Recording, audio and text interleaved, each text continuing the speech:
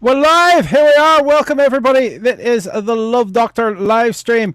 I have fantastic guests with me tonight. I have the amazing Wild Delilah, the fantastic Felicia Rayne, and there we are. There we can see everybody. Welcome. There we are. We have that all set. We even have the logo up. Everybody, what are you? Tell us what you're drinking, where you're watching from. We're getting this all set up. We're here to answer your questions. Christopher's giving us a woohoo. All right, and a slanche as well. I haven't even poured my drink yet. Wendy Bunbuns with a yay! The amazing Wendy Bunbuns who was on last week.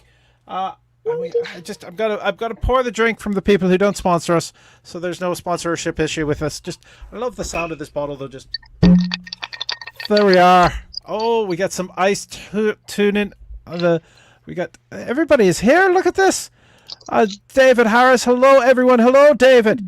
Yay! There we are. Wendy Bonbons, hi from us. Oh, Kate is there too, I imagine. Wendy Bonbons is drinking water to hydrate. I don't blame you. Occasionally, Bashak. It was so great seeing you on Wednesday, Bashak, with the Vaudeville being back live. David Harris, hi from his desk, drinking cheap bottled sangria. You know what? Sometimes time requires that you have cheap bottled sangria. Oh shoot! I don't know. I would like the sangria come any other way. What happened to your audio, Felicia? Are you okay? We did test. Did anyone? Was there an echo with Felicia? Am I the only person hearing that? I heard that too. It sounded like the mic was coming from the device instead of the headphone. It's Felicia. There's there's a little thing at the bottom. Oh no, I don't want to put more gin in there. I have to put the mix in. Just would have been bad. Just a little bit of tonic. Gin with more gin. Yeah, Felicia, there's a little gear logo on the bottom of the center of the screen. It says Cam Mic. If you go there, you can select mic and then select which device you're using as a microphone. Welcome to the wonders of live, because we're here live answering your questions about love, sex, and relationships. Just about to drink that. I got So slanche, everyone out there. Cheers. And if you can speak, Felicia, that way we'd be able to hear. Yeah, I'm gonna just give me 1 sec. All right, you were sounding a little bit better there. Something just squeaked, but Wendy Bonbons is saying you are all so beautiful. Thank you very much, Wendy, for including me on that. But I think there might be something with your eyes. Like, there's two very beautiful people who are beautiful enough for 4 people. So I'm not sure. Stop it, Love Doctor. I hate it when you put yourself down like that. You are a handsome motherfucker. Own it. All right, I'll own it. Especially if I'm being told like that. There's something happening here on the screen which I'm not familiar with it, but we're going to get started with some of these questions very shortly. Felicia is back. Okay, is this better? Oh, you sound so much better. So much better. I can see how many people are watching, and no one has hit like as of yet. So maybe we should get into our first question. Are we all good and ready to go? Bashak is saying, I'm drinking the last glass from the breakfast gin bottle. This is a crisis. It is a crisis. I need to go. I think tonight I'm going to be finishing off a bottle, and I'll have to go get myself some breakfast gin. And those people still are not sponsoring me. So shame on them. But it's so delicious. I can't say no. That's probably not a good way to have them. To tell them that they have to sponsor me. All right, so here we are with the first question. How do I bring that up? There it is. I got to remember how I do this. So we start at the bottom. Do you prefer being the big spoon or the little spoon when cuddling with your partner? Felicia, you are in the hot seat. I want to be the fork. No, I'm just kidding. It depends. It really does depend, because as Felicia, I like to be the little spoon. But oddly enough, a lot of men are into Felicia being the big spoon. So I'm like, okay, sure. It's like an Amazonian thing, I guess. But when I'm Dan, I prefer being the big spoon, because I'm a nurturer. I take care of people. So when I'm dating someone, I want to be like, I'll protect you. I got you. Like, nothing's going to get to you. And then when I'm Felicia, I'm like, it's all about me. So protect me, love me. Nothing should get to me. Boom. Wonderful answer. My Delilah. I love being the little spoon. I just love to feel like I'm in a little cozy nook, you know. Um, but if my partner is going through something and they need to be, cuddled a little bit, then I kind of like, doing the big spoon thing and then wrapping my legs over their legs and being like, "I got you, babe," Boom. Very good. I love the fact that the "I got you, babe" and the nurturing, protecting. My answer to that question: do you prefer being the big spoon or the little spoon when cuddling with your partner?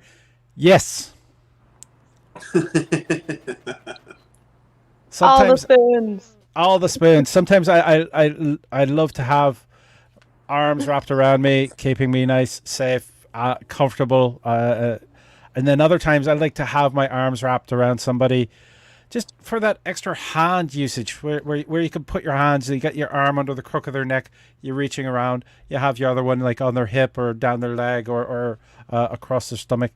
Just the chance to caress as you're cuddling. Just when you're the big spoon, it's you can do more caressing than if you are the small spoon. That's true. With the exception of caressing like the arms that are around you. So that is my answer to that question. We're off to a start. Is this a start? We're all out there. Okay? People have started hitting like. Good, you pricks. It's all wonderful. If you've been to the live Vaudeville show that was just last Wednesday, mention it in the chat. We're going to be doing another one this Wednesday. Who's on the one this Wednesday? Anyone care to guess? I think Wild Delilah is going to be on it. So Wild Delilah, who is... Yay! So, will you be singing as well as dancing, or? So the music that I'm going to be dancing to is composed and recorded by moi. That's me in French, for those of you out-of-towners. And it's going to be pretty funny. So for those of you who have tickets, I hope you enjoy the show. The last one sold out very quickly, so please make sure. Wendy Bonbons is OMG. Is it the booty queen herself? Yes, yes. I don't know if I'm the booty queen. I think that, we have a Duchess. Duchess Derriere is Montreal based, so she may be the booty queen. She is royalty, and about the booty. And Wendy herself has like a fucking magnificent booty, so. It's smashing good. Cake smashing good. Cake smashing good. Well, y'all have cake smashing good booties. Mine looks like, Bisquick mix in a duffel bag. It just kind of hangs there. I keep thinking of getting an ass lift, but I don't want surgery. I just want two men to carry it behind me, like a lot higher than it is now. But, whatever. I don't care. I would pay to see that. That's an act right there. I think so. Carry my ass, boys. David Harris is asking, where can we reserve tickets for Vaudeville? The Wiggle Room Montreal Facebook page has access, so you can get tickets to the live show and be able to see the fantastic Wild Delilah as part of the show. Are we ready for the next question? Always. All right. What is your favorite sex position and why? And I'm in the hot seat on this one. Yes. No, sorry. Which there's two, and I think I've mentioned them on stage, on screen or on stage. Well, probably on stage as well. As a lazy man who likes to eat, being the bottom of his 69 is that's a very much an easy given kind of position. But I don't believe sex should ever be just about one position. I believe in sort of changing it up and then moving in the entire process, and it also helps fight cramping. Just as a side note for those of you who weren't aware, the 69 is great, but only if you have a partner who's great at multitasking. Because if they're getting close and they stop, then why? And the other one, I believe the proper name is the Venus butterfly. For those who are not familiar, if you're laying side by side with your partner, and these are the legs, we're just gonna picture the legs. Oh, look, legs! Woo! All right, take the legs. Now, the female partner is lying on her back. The male partner slides the legs in like this. So you've got your bottom leg, that one there, see it wiggling underneath her far leg, and you have her close leg up over, and you can come in like this. Now, with your face, you can do this so she's laying on her back, and you get great penetration. You get a great view. You have eye contact, and all that, and it does. You are able to get in there deeper, as well. And if they flip, if you just push their legs to the side, Delilah is taking notes on this one. I've taken a while on this one. You sort of have the same kind of access as as doggy style, but you're laying on your side, so you get a little bit better leverage going in and out. You have the hands on the hips. You still have eye contact. You get to see the breast moving of your partner and the nipple bounce. And you have your hands free to be grabbing and roaming. And again, eye contact, which is, hi, how's everybody doing? I'm sorry, did I just kind of drift off into fan? I'm not sure if I'm, hi. All right, Felicia, it is your chance to answer that question. What is your favorite sexual position? You know, I love to echo your yes, because I'm all for, like, you know, sex should look like Twister, I think. It should be like right hand on red, whatever, red. Spank mark. You know, it's been a long time since I played Twister. But, no, I say have fun. I'm also a huge fan of 69ing. However, I'd be one of those partners that the reason I don't drive is I get distracted very, very, very, very easily. And so sometimes I am one of those 69 partners that I don't even remember someone else is there. And that is terrible. We're working on it. But it's more because, like, I go places all the time. I'm going a place right now. Like, this is a rambling answer. And so that's just kind of the joy that is me. But I love being cowgirl. Because I love that. And again, it's so weird because it's Felicia. I love being, like, you know, on top, like riding somebody because I feel confident and powerful. And I'm like, look at me, grab me, touch me. As Daniel, it's a whole other thing. As Daniel, I think I'm chaste and Victorian, and sex is super uncomfortable as a boy. So, yeah, any position as a girl, very limited positions as a boy. Interesting. We got a yes from Wendy Bonbons as well. Bashak is saying, got really hot there for a sec. Yeah. So for me, it really depends on who I'm having sex with. I'm just starting to get into bisexuality, so it's like I haven't actually experienced it yet. So the men that I've had sex with, you know, it really depends on the dick. So if it's like a really big dick, there are some positions I refuse to do just because it's going to end up going like straight through me. It's happened before. But there are some, and it's not the size that matters, right? Because I've had some guys that were like the size of my thumb, literally my thumb, but the curve was so perfect for my body that, like, doing it with like my legs on his shoulders was like the fucking shit. Like, every thrust was an orgasm, you know? And then, so it really depends. If there's like a curve, then I'll prefer to be like more twisted. And sometimes I'll really enjoy doggy style when it can get a little bit rougher because I have long hair for possibly a reason. So I think we can say pulling on the. I gave a good description of the Venus butterfly. You can say having your hair pulled. I wrote a little song about it. It goes, "Baby, you want to play with my handlebars?" And then the guy would go, "Baby, want to play with my handle?" Yeah. I love that. I love that. Are you two going to do a duet? We should record that right now. Let's call Cardi B. Be like, "Yo, Cardi, we have a song for you."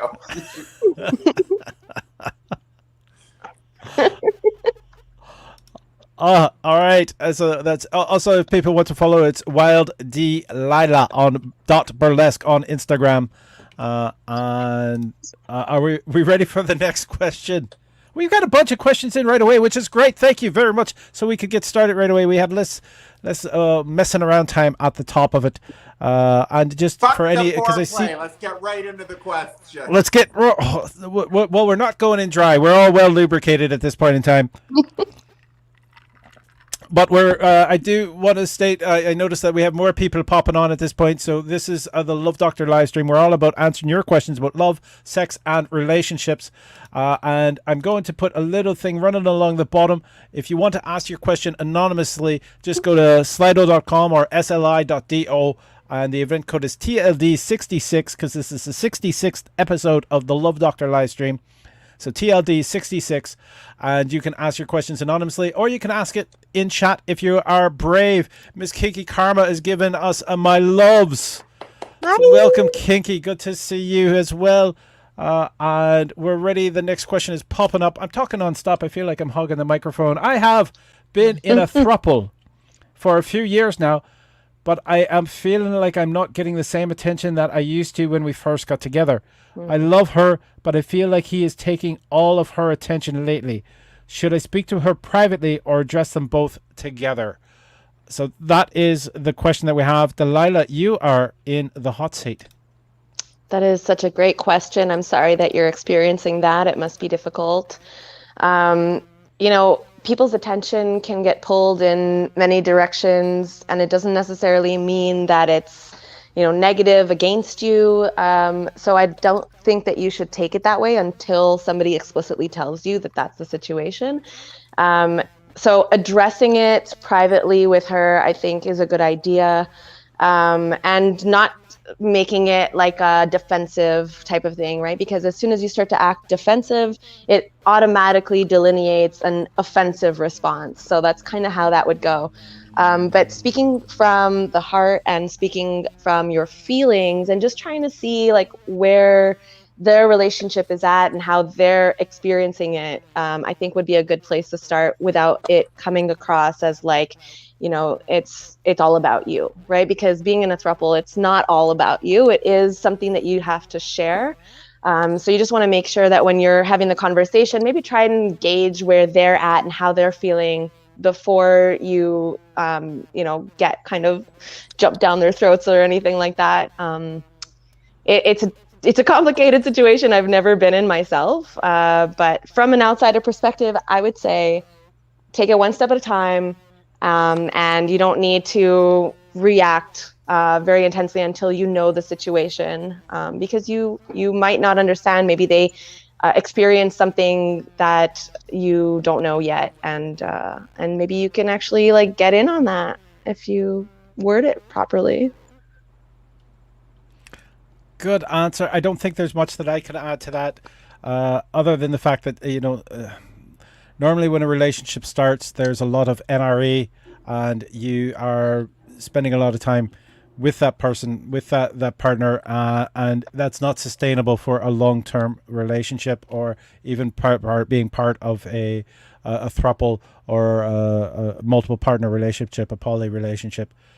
At the same time, please, when you do your complaint to your partner, don't make it accusatory.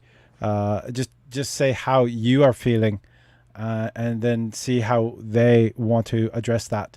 Felicia. So I'm going to preface this by saying that no judgment. If throuple's your thing, that's great. I've never been in a throuple. I have no interest. I'm very, very old school in my values. And so, if I'm dating someone, I want the attention. I want the connection to be between us. That's just how I am. That being said, I really want to re-echo the points that both the Love Doctor and Wild Delilah made about non-confrontational. I think anytime that you're going to address something with anyone that you love, going about it non-confrontationally is the best way. I think anytime you go in with an accusatory tone or like, you're doing this, people shut down. Nobody likes to be attacked. That's human nature. So when you start coming from a perspective of I'm feeling this is how I'm perceiving things, suddenly there's a lot more communication there. I think the one place where I come at it a little bit differently, and again, having no throuple experience, I'm not an authority on this. I think I would address both partners simultaneously, because if my understanding is correct, the idea of a throuple is you're all sort of in this relationship together. And so I don't know if I would want to exclude any partner, since we would be talking about the third partner as well. Like I'm feeling left out. I'm feeling he's taking up all your time. And so I would kind of, maybe want him there because you're also assuming that she's the issue, but maybe he's manipulating or not manipulating, that's not the right word, but taking her time. Maybe he's in need. Maybe there's something going on in his life. So I would kind of want to sit down and, like, to me it would come back to communication. Like, put your cards on the table, be honest, don't be confrontational, and just say, this is how I'm feeling with the situation. How are you all feeling? Is that, like, am I justified? Is there something going on? Is there something that, can we talk about this? And I think that that saves a lot of heartache all around. Boom. I realize that the question actually can be taken a couple different ways, because I sort of assumed that the person who wrote the question is female, but it not necessarily is the case. So if we can just go back to the question is, I have been in a throuple for a few years now, but now I feel like I'm not getting the same attention I used to when we first got together. I love her, but I feel that he is taking all of her attention lately. And it could, I sort of pictured it as a V relationship where there is one person in common with the throuple, and only one vector of love, rather than there could be friendships between the other two partners rather than just a physical relationship as well. So is that still a throuple? I think it would be if it's three people who are in a committed relationship together, even if only one person is the V or the vector. So maybe I should bone up on my ethical slut to make sure that I'm reading that properly. It all depends on the natures of the relationships. Are we ready for the next question? Mm-hmm. The next question is having a physical relationship with an alternate version of yourself masturbation, narcissism, or loving who you are as a person.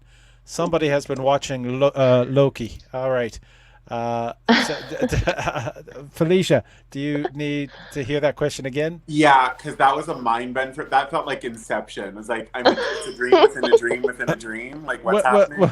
Well, there's something is in there. All right.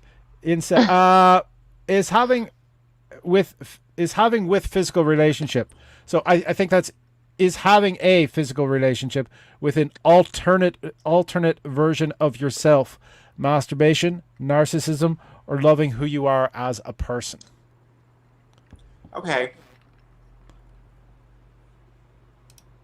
All right. Alternate versions. I watched the OA, and that show was really hard for me to get through. It was brilliant. I loved it. So good. But I was like, now we're in another timeline and another timeline and another universe where people know. And I was just like, I have trouble with one universe. This universe gives me a lot of grief. I can't think of alternate reality. Way too much for me. But I will say this. I don't even know if I could have a physical relationship with an alternate version of myself because I find me to be very obnoxious. I am not attracted to myself at all in any way, shape, or form. And it's really funny because years ago I ended up dating someone who really irritated the shit out of me. And I used to bitch to my friends all the time. I was like, he's so obnoxious. He needs to be the center of attention. It's always about him. He's so obnoxious. I don't know why I'm with him. There's something like familiar about him that makes me feel really comfortable, but like he's really obnoxious and I can't stand him. And my friends thought it was hilarious because they're like, he's you. He is your doppelganger. He's 100% you. He is you. You are him. And I was just like, I'm obnoxious. I'm just awful. So now that's talking about like the personality part. But when it comes to the physicality of it, if I saw Felicia in an alternate reality, you best believe I'd be tapping that. And that is utter narcissism. There's times I take selfies and then just stare at my phone. I will just stare at my phone. And I say this unabashedly because I don't think it's pure ego. It only happens when I have like a fuck ton of makeup, a wig, a dress. Like it's sort of seeing all the parts come together. But I will look at myself and I'm like, damn, that is beautiful. So yeah, I would narcissistically have sex with Felicia in another time and place, but I would not date Dan or Felicia because that's a lot. It's really a lot, and I don't have that kind of patience. Okay, first of all, you were not obnoxious. Uh, and you know what? I've thought about that about myself sometimes when I get like in a conversation with somebody and I'm just so in it. You know, I'm not like governing how I'm talking or anything like that. And I'm just in the conversation and I get really excited. You know, I'm one of those people like I emote a lot. When I'm pissed, you know it. And when I'm happy, it's like, oh my God, I'm so excited. And I could see how that could be a lot for some people, right? So we might be obnoxious to some people, but that is just them who is not able to handle it, and that is okay. We can't be everything for everybody, right? Um, it's not narcissism either, because narcissism would mean that you're like manipulating them to get something from them. When it's you're attracted to yourself, you look at a picture of yourself and you're like, damn, I look good. Fucking own that. That's a beautiful thing. And that is self-love. That is not narcissism. And whoever wrote this question, if you're questioning if you're narcissistic or not, automatically that means you're not a narcissist, because narcissists wouldn't question if they're a narcissist or not. I learned this because my therapist told me that when I questioned if I was a narcissist or not. No joke, like 3 weeks ago. It was great. Therapist. I have definitely had fantasies of having a clone of myself who consents to fucking each other so good. And aged. Yes, love Doctor. God, like I even have to say that. She is me, just a second one that I can play with and who plays with me. And it turns out we know exactly what we like, and it's wonderful. And somehow I managed to get off like really fast, and I was surprised. And I was like, that's a place I've never gone before, but I will definitely revisit. No one knows your body like you do. Yeah, I guess the alternate versions. Woof, we've got a shimmy. I don't know. We haven't heard from Vermont tonight. Vermont seems to love the shimmies.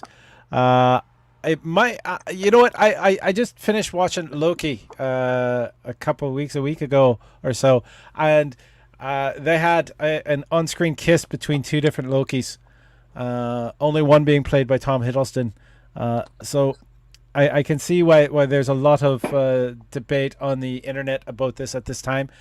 You know what? If it's an alternate version of you, then they're not identical to you, and there still could be enough for attraction, but there still can be something new to explore. So I think it's just sex. That's it. Boom, boom. There we are. Oh, yeah, we have a lot of questions in the Q&A area, so I'm going to get to the last one here in the polling section. Polls. I'm not sure if I'm saying that right. All right. There we are. We just got Felicia's attention. I just experimented with a low dose of mushrooms. I am curious about experiencing sex on shrooms. What should I expect? That is the question, and I'm in the hot seat. I personally, I find I don't get into the mood as much while I'm on shrooms, while doing microdosing, etc. Microdosing is there's studies online that you can read about using microdose to get yourself off of antidepressants and in reprogramming your brain. You need more learned people than myself to tell you about them, but I have used those methods. I also know that my body temperature goes up while I'm microdosing, and I get very hot, and there's a lot of muscle cramping, and which is not usually that good for sex. But you know, sometimes getting that little strong growth, you know, the little strong twist in there can be a lot of fun. If you want to tell us how it was after you've experienced sex on shrooms, go right ahead. We can use you as a field reporter, but in my experience, it's not been my go-to while on shrooms. Felicia. So I just started a brand new job, and my boss is now on my Facebook, so I'm praying to Jesus she did not tune in for this tonight, but I love me some drugs. I do. And I'm very responsible, but look, I grew up in the West Island. That's what we did. We did drugs. We had money, and no one was paying attention to what we were doing, so drugs is what we were doing. And I love to be high and have sex. I mean, I don't do it all the time, obviously, clearly. And I have had sex on shrooms and I have enjoyed it immensely. I think sometimes the hardest thing is staying in the moment because I can really get into my head on shrooms. Like I already talked about how I get distracted. And I mean, I'm someone who, will really like I almost never bad trip. I'm really good at riding a high, but the reason I'm good at it is I let it take me where it wants to go. Like I always go in with intent. I'm like, this is how I want to feel, or this is the type of experience I want to have. But then I believe it's kind of like a Taoist approach almost, where you really have to just kind of go with the flow. Like if you start resisting it, that's where it gets bad. And so there are times where I'm having sex on shrooms and I can just like full on forget that I'm having sex at all. But then there's other times where it has heightened the connection for me, and it's taken away all of my insecurities, all the stuff that goes on in my head. And I'm someone who's very cerebral. I'm always in my head. So sometimes that's the whole idea behind doing any drugs at all for me and having relations, is that what some people get to experience where they're like, I'm so confident, like, you know, I get into bed and I'm a rock star. I feel, you know, when I've microdosed or not so much microdosed and just full on dosed.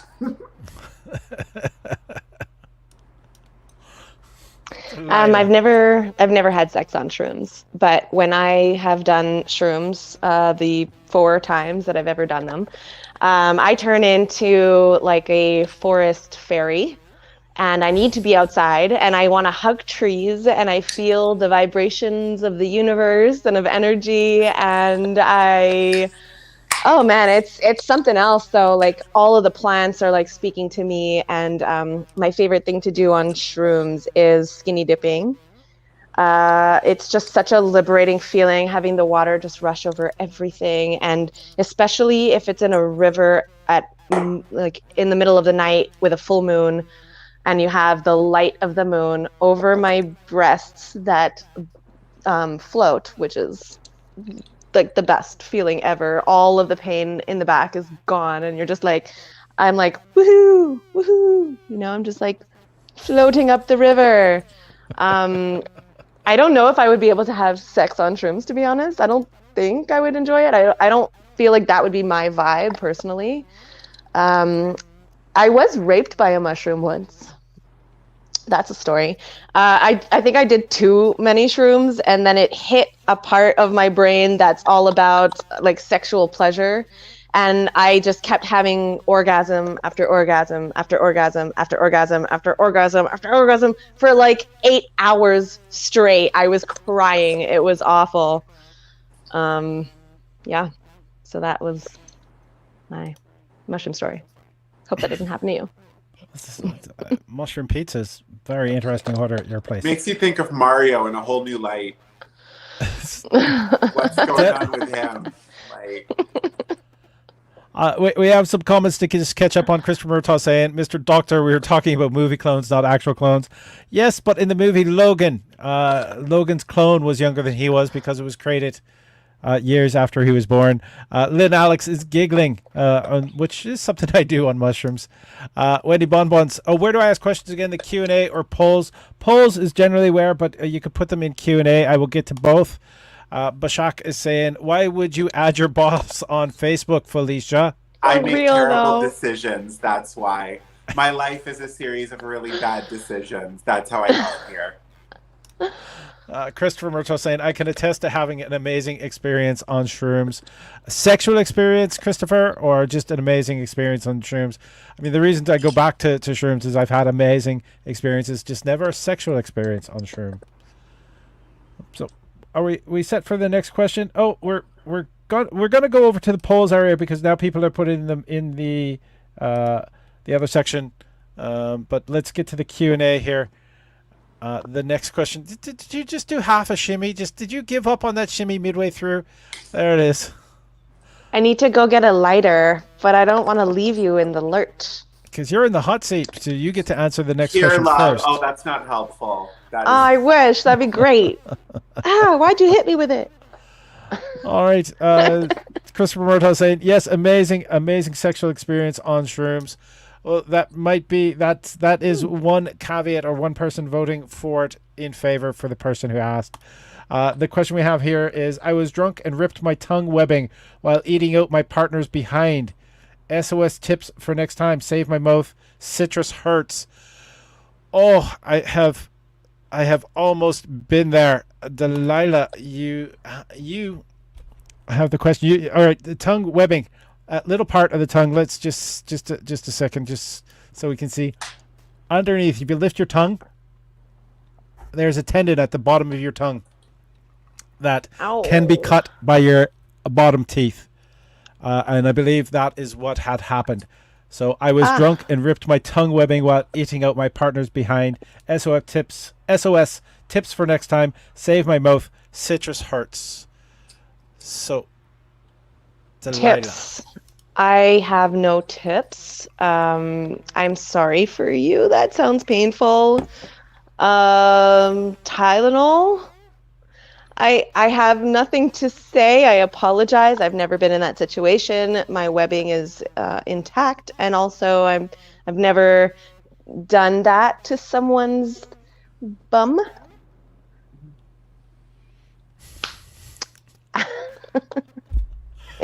Useless. All right. I don't know why we switched directly to Felicia at that point.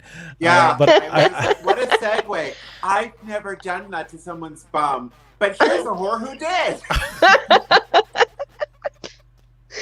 The universe works in mysterious ways. Listen, I'm not going to call anyone out because, I love me some Tuchus Lingus. I get all, and again, new boss, if you're watching, just cover your ears.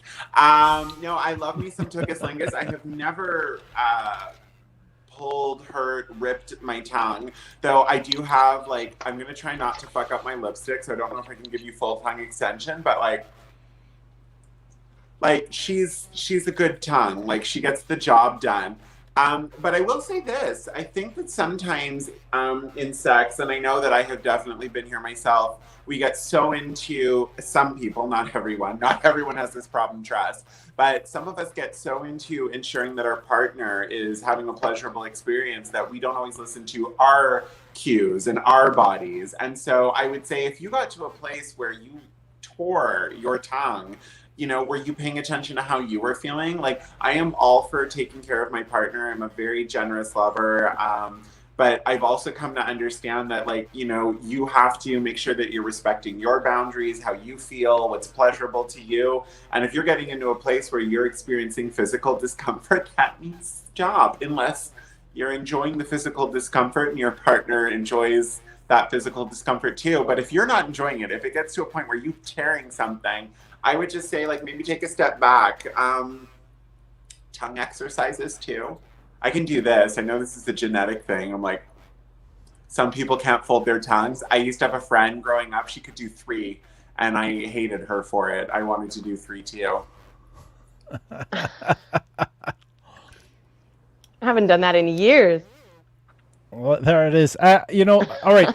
There's always been rumors about certain celebrities who've had it snipped intentionally just to get the extra extension. Gene Simmons allegedly, but there's so much press about that man that is absolute bullshit. So that's why the people who have the tongues that can touch the bottom of their chin or the top of their nose or whatever. So Delilah is attempting it right now. I have cut, but not cut through the bar on the little tendon that's on the bottom of the tongue. I have a little white nodule from it, which is, I guess, built up scar tissue. I have also repeatedly cut the inside of my top lip while doing that. Not analingus, but cunnilingus. We have some comments that have come in as well. Sore tongue post evening as well delivered cunnilingus is a rite of passage that all cunny practitioners should go through. Definitely the upper lip as well, because for any penis having person out there who complains about teeth on their penis, think about teeth on a clitoris where it's even more concentrated nerves. Not a good thing. So please make sure use your top lip to cover your teeth to make sure that there's no contact. We've got Wendy Bonbons laughing so hard she's crying. Yeah, it's. I know Tylenol was mentioned. I would say consult a physician, but Advil is better for inflammation, which would be the swelling that would be caused around the cut. I know also Advil and pineapple juice are both suggested for people who have got fresh tongue piercings because both are anti-inflammatory. If the citrus is painful, the pineapple juice will not be painful. So you can still get your juice in. Good He's to the know. love doctor. Listen to the love doctor. He's the love doctor. Oh, I should get a new theme song. That's beautiful. Uh, what is your love? Oh, hold it. I should bring it on screen before I read it. What is your love language? What is your love language? I'm in the hot seat again. I'm just gonna touch. I love to touch. I think a little bit of praise kink going in, or a person who gives praise kink as well. But touch, I think, is my love language. I've never done any of those little online quizzes to find out. But I love to touch a partner, even on hot, sweaty, sticky days like this. That's a good question. Okay, so can you explain what the different love languages are for those in the audience, not me, who might not know all of them? I don't think I have time. So one of them is gifts. That's not me. Is one of them actions? Is that a love language? Because I really respond to people who actually do the things that they say they're going to do. You know, somebody who like just talks and talks and doesn't actually like come through. I'm just like, okay, now your words are meaningless. So touch is definitely a good one when I'm in a thing with somebody that like there is trust and respect and all that stuff, and I feel like really desired for more than just my body. The touch is so powerful. If it's just a physical thing, it's not a love language, I would say. There's actually, I just found a list online saying what are the 5 love languages, and they actually list 9 things. So they are words of affirmation. Felicia's coughing at that one. Acts of service, touch, criticism. I don't know why that's on the list as a love Criticism? language. Quality time, gifts. Oh no, I guess that would be all 5 because the other ones are all links to different quizzes. Right. So Definitely quality time is in there. I mean, so the relationships that I've only been in 2 relationships, and the last one was 7 years ago. And the 2 relationships that I was in were very codependent. So it's like, you know, anytime that I didn't have plans, we would be together all the time, and I would rarely make plans with anybody else because it was just like, oh my God, what am I going to do if I can't be with you? It was almost like, you know, I was so dependent on the relationship to keep me going. And the time that we were spending wasn't quality time. We weren't making time for each other. It was like the default state.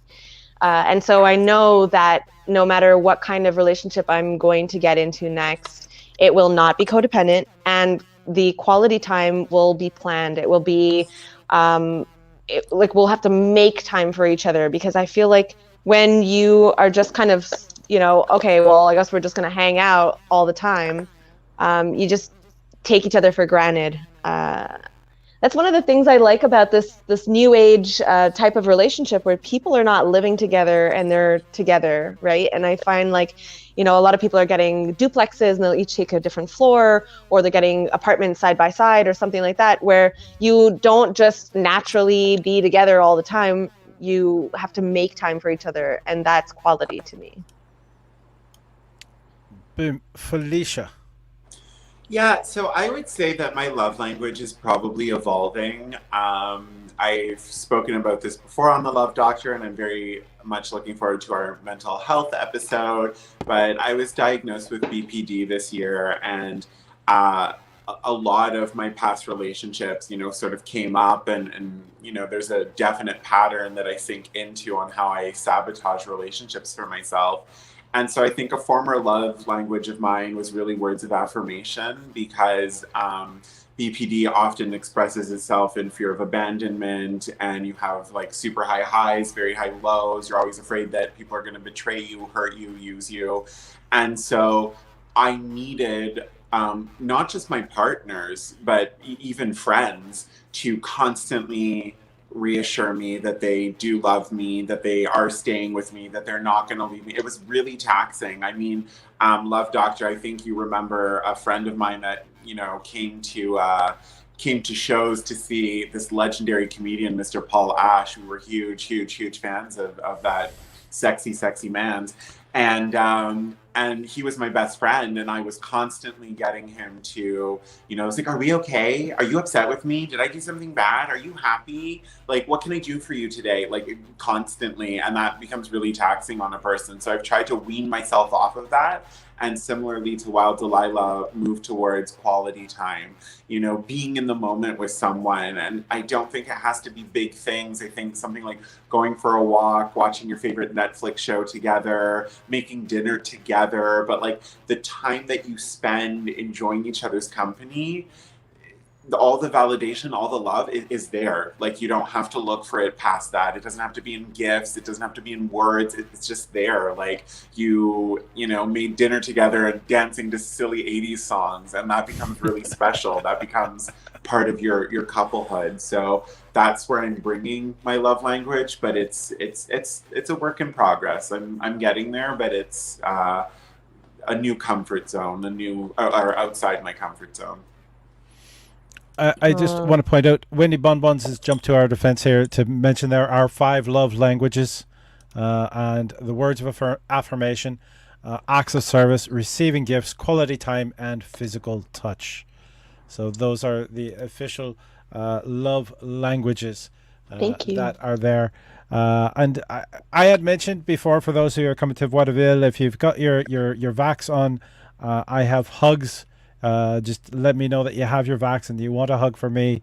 I will be giving out hugs. Some person actually asked for a spanking last Who would Wednesday. do that? And that is a form of touch as well. Just throwing that out there. Good one too. The next question is, what makes you feel sexy? What makes you feel sexy, Felicia? Very easy for me. It's definitely transforming. I really cannot, and I have worked so hard this year at trying to find my sex appeal, my confidence as a man. It's not there yet. It doesn't even feel close to being there. And so I actually take it as, instead of seeing this as a sad thing, I actually see it as a privilege that I found Felicia, that I am able to feel sexy, because I know so many people who haven't found their Felicia, who haven't found that thing that makes them feel sexy. And I think that's a horrible thing. I think to, you know, the pain I had as a teenager before finding Felicia and listening to my friends have their first sexual experiences and really not being able to connect with that, because I felt so ashamed of everything I was, that I was overweight, that I was gay, that I, you know, like I hated myself so thoroughly that, you know, that really impacted me feeling sexy at all. And then being able to discover Felicia and, like, you know, pushing those man boobs up with a bra, suddenly they're tits, like man boobs, ew, tits, yay! And there was a lot of control with that. And, you know, like things like my nose, I'm really self-conscious about my nose, so I love to contour it. I have one eye that's lower than the other, but when I do makeup, I can make them look even. So really the BA... Everybody does. Yeah, I know, but when it comes to other people, I'm like, you're all so beautiful. And then it comes to me and I'm like, Quasimodo, back to the bell tower. Like, you should be ringing those damn bells, girl. So I'm working on it, but Felicia makes me feel sexy. And especially heels. Oh, for the love of Jesus. Like, pumps, all kinds of pumps, red leather pumps, black patent pumps, velvet pumps, platform pumps. I have seen you as a performer for more years than I'm allowed to admit without getting a shoe thrown at me talking about pumps. But you have always been an amazing, beautiful, loving performer, and you are a tour de force on stage. Felicia Rayne, you are fantastic and beautiful no matter what. Delilah. Yeah, those words, the way that you describe your upbringing and the way that you felt about yourself, I definitely have very similar experiences. I grew up feeling like the ugly duckling, like nobody wanted to be my friend and all of these things, and bullied a lot in school. And so I as well was diagnosed BPD. Though I hate that label, I find like as soon as you create that label in your mind, you automatically put pieces of yourself into this box, and you're like, these are the parts I don't like anymore, you know? Um, but I've learned since then to eradicate the label, to take all of the fragmented pieces of myself and merge them all together and be like, I'm dramatic and I'm, you know, crazy sometimes, and I'm funny and I'm wild and I'm intense and I'm curious and I'm creative and I'm passionate, and all of these things are just part of who I am. And I think the more that I recognized how much I could love all of it as a whole package, that's when I started to feel sexy. Um, the high heels helps, though then I end up getting like, you know, the stare downs by guys, and then that just makes me uncomfortable. Like, just don't talk to me like that.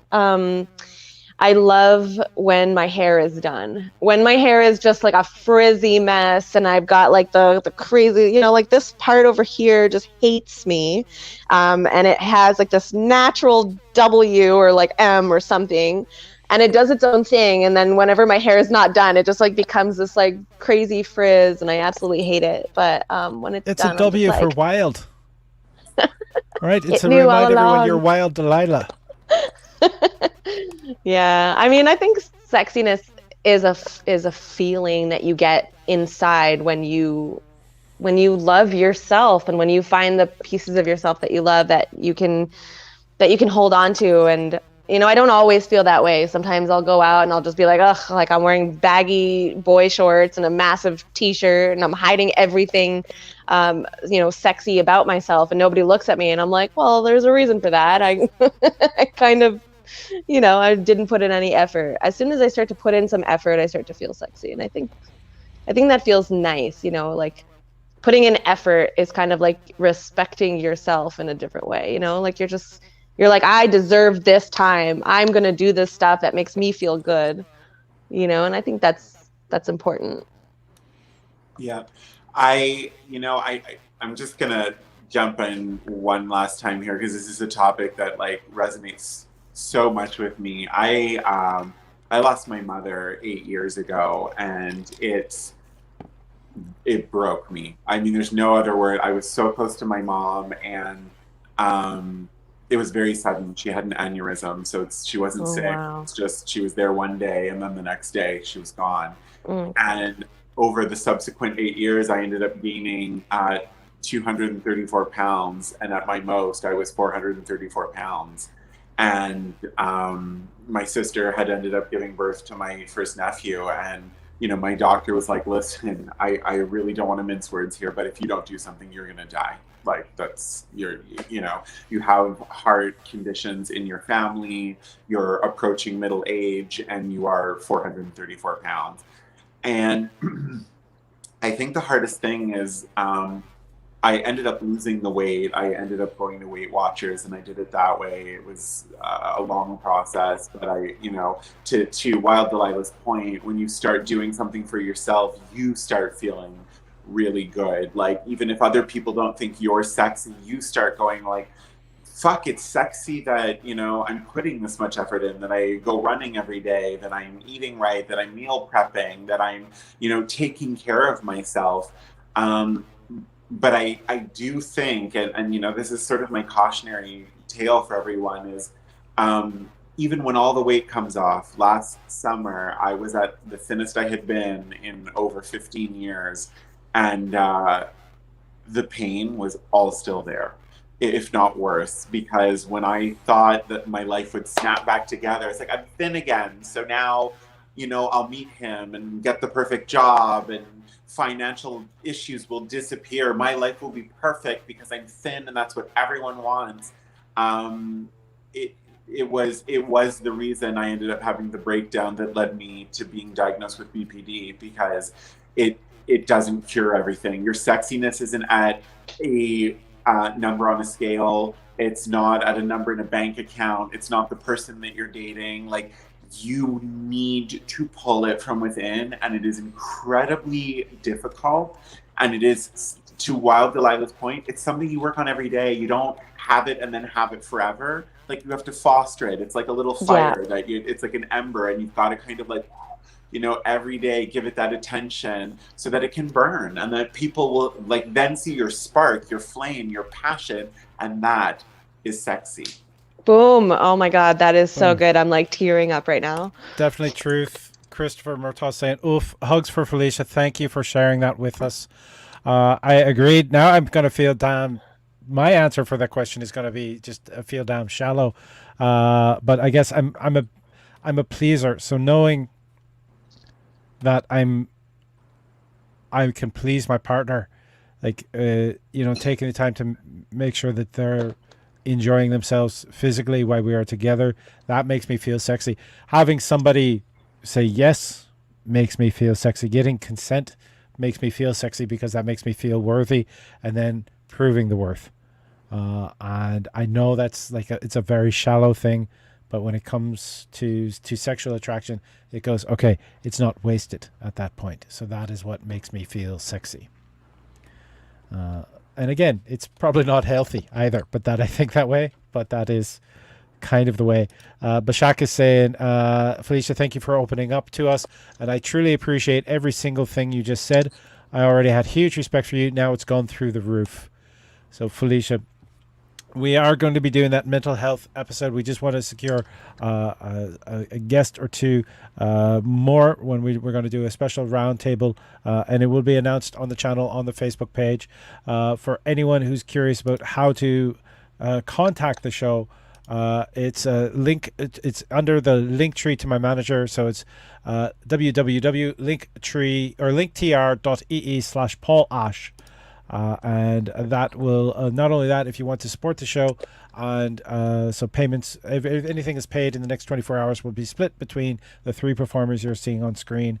That is there in the link tree as well. We ready for the next question? Oh, hold on, give it a second. I want to shake this off. Felicia, thank you so much for opening up and sharing. I'm so sorry to hear about your mom. That's my biggest fear. Oh my God, I'm sending so many hugs to you. I wish I could hug you right now.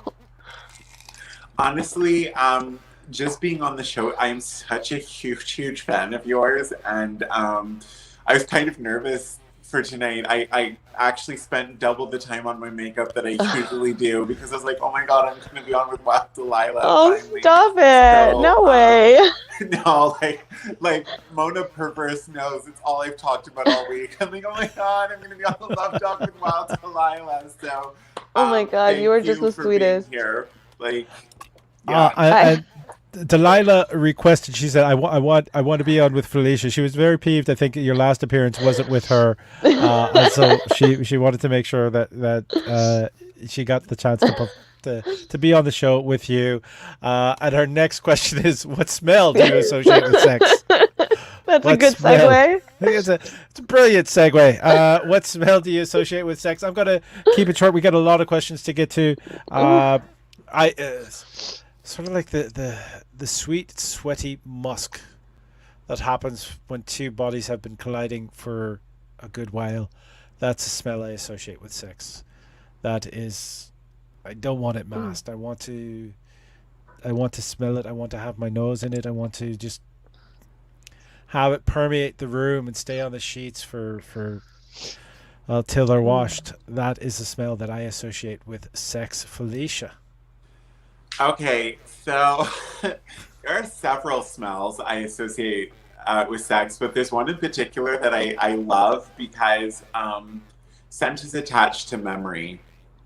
And I had gone to a strip club one night and ended up meeting a dancer, and there was an actual connection there. I had gone as Felicia, and so he was like, I'd really like to meet with you after. He's like, but not as a dancer. He's like, he gave me his real name. I think you're beautiful, and he's like, I'd love to take you out. And I was just like, Jesus. Like he was just like, I can't even, like, there are no words fail me, and I'm a writer, but he was like so beautiful. And yeah, so I ended up meeting him, and that night I was wearing Tom Ford's Orchid Soleil, and it was like the best sex I had ever had, because he had made me feel really sexy, and so I was like much more in the moment. But now when I spray that fragrance, like it's almost like has like a pheromone effect on me. Like if I smell Orchid Soleil, I'm instantly horny, like instantly, like I want to have sex. Like it is like nose Viagra. And so I have to be really careful to make sure people around me don't wear it, because it doesn't matter what you look like, who you are. I smell it and I'm like, oh God, sex. So that's why you told the internet that. Yeah, oh my God, I shouldn't have done that. But no, oh, Orchid Soleil. So it's Orchid de Soleil. All right.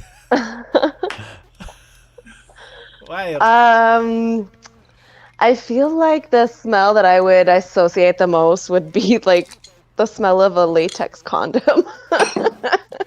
Like, especially after they've been going for a little bit and then they take it off, and then, I put it in my mouth, and I'm like, it just reinforces that smell. Smell and taste are linked. Yeah, with some guys, like, all you'll smell is their deodorant, and it'll be like a really strong smell. I really don't like it when the smell is like so overpowering. Like it's just like intoxicating. I don't like that at all. Although when I hug a guy and he smells like clean laundry, I'm like, score. That's awesome. A guy who actually knows how to do laundry. I know, the bar is set so high. Coming out soon, Bounce Cologne. Febreze Cologne. Is the next question we have is, how do I incorporate temperate into my playtime? I'm assuming temperature play into playtime. That's how I interpret that. If I'm incorrect, I apologize. Do either of you have a better interpretation of that? How do I? No, let's go with that one.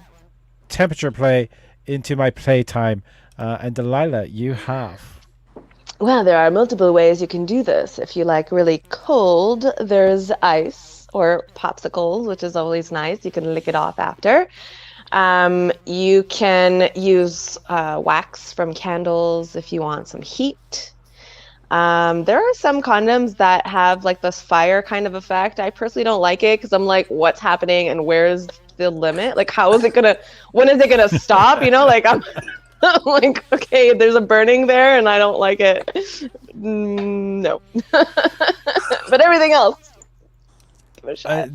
Definitely with ice and with wax. I would also try to get like a low temperature wax as well. It's a bit safer to play with. As for popsicles, they usually contain sugar. So unless you're making sure everyone is washing thoroughly immediately afterwards, which kind of cuts into cuddle time, I'm not a fan unless of you wash popsicles. each other. Washing each other. Okay, that adds something to it. Definitely. There's also is it eucalyptus? It's so this comes into a lot of the little rubs and creams that you can put on, and if you play with that on nipples and then blow across it, so it gives like that heat feeling. That is a delightful way to play. My turn.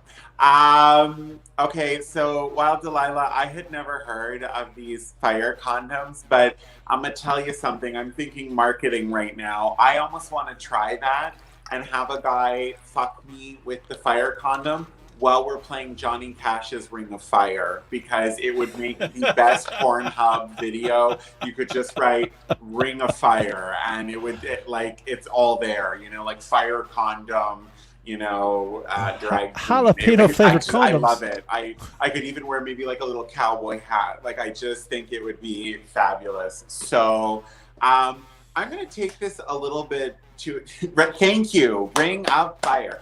I'm gonna take this to a bit of a different place. I like using temperature play to sort of evoke past experiences. So one of my fondest, I guess, memories from being a teenager and discovering my sexuality was kissing a guy out in the rain. But that was very cold and very wet. And so I love sort of bringing that into sex, that type of temperature play, like cold shower together, where after we're like shivering and holding each other and trying to warm each other up. It's a little bit more to evoke sensory memory for me than it is to experience the discomfort of hot or cold. Like, I mean, that's a part of it, but it evokes a memory for me. So, yeah. I'm very nostalgic. Wendy Bonbons is saying, I hear an OnlyFans theme. Ring of Fire. Ring of Fire. There's actually a performer who sings on Vaudeville who does a cover of Johnny Cash's Ring of Fire, but he's taken the lyrics, translated it into Chinese, and then translated it back into English. So it says Fire Ring. And it's brilliantly funny and still matches with the music. So there we go. Mart Brennan. That was so good. Sorry, I was walking across the room to try and look for my lighter, and I could hear everything, but I was on mute, so you wouldn't hear me shuffling around. And that is absolutely hilarious. Thank you, Felicia. It's gonna happen. We're gonna make it happen. Okay, but I'm not gonna like be the test subject or anything. Oh God, no! No. Well, now, all right. This is just by chance how the question showed up. It's too hot. So after the fire ring, I can only touch fingers with my partner like E.T. Suggestions to get it on and stay cool. Felicia, you are in the hot seat. We are all about the hot. Cooling off during sex. It's too hot, and I can only touch fingers with my partner like ET. Suggestions to get it on and stay cool.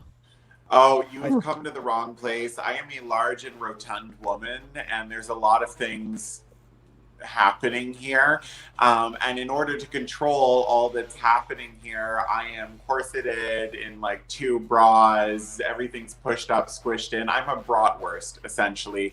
And so and this is like a wool toque. I just need everyone to know that. Like, even for the ladies that are like, oh, well, now you know what it's like to have long hair. No, because this doesn't grow out of my head. It's like putting a hat on with extensions, okay? It's all very hot. And so during sex, I don't stay cool. I've never had cool sex. I don't know what cool sex feels like. It could be minus 35 degrees outside. I can have all the windows open, and I am a 50-year-old woman in menopause. I am sweating. It's like slip and slide. He can shoot out from under me, under the bed, because I just pop him out like a grapeseed.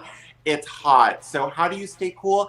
I don't know. And when I find out, I'll let you know, because trust me, I'd love to experience cool sex.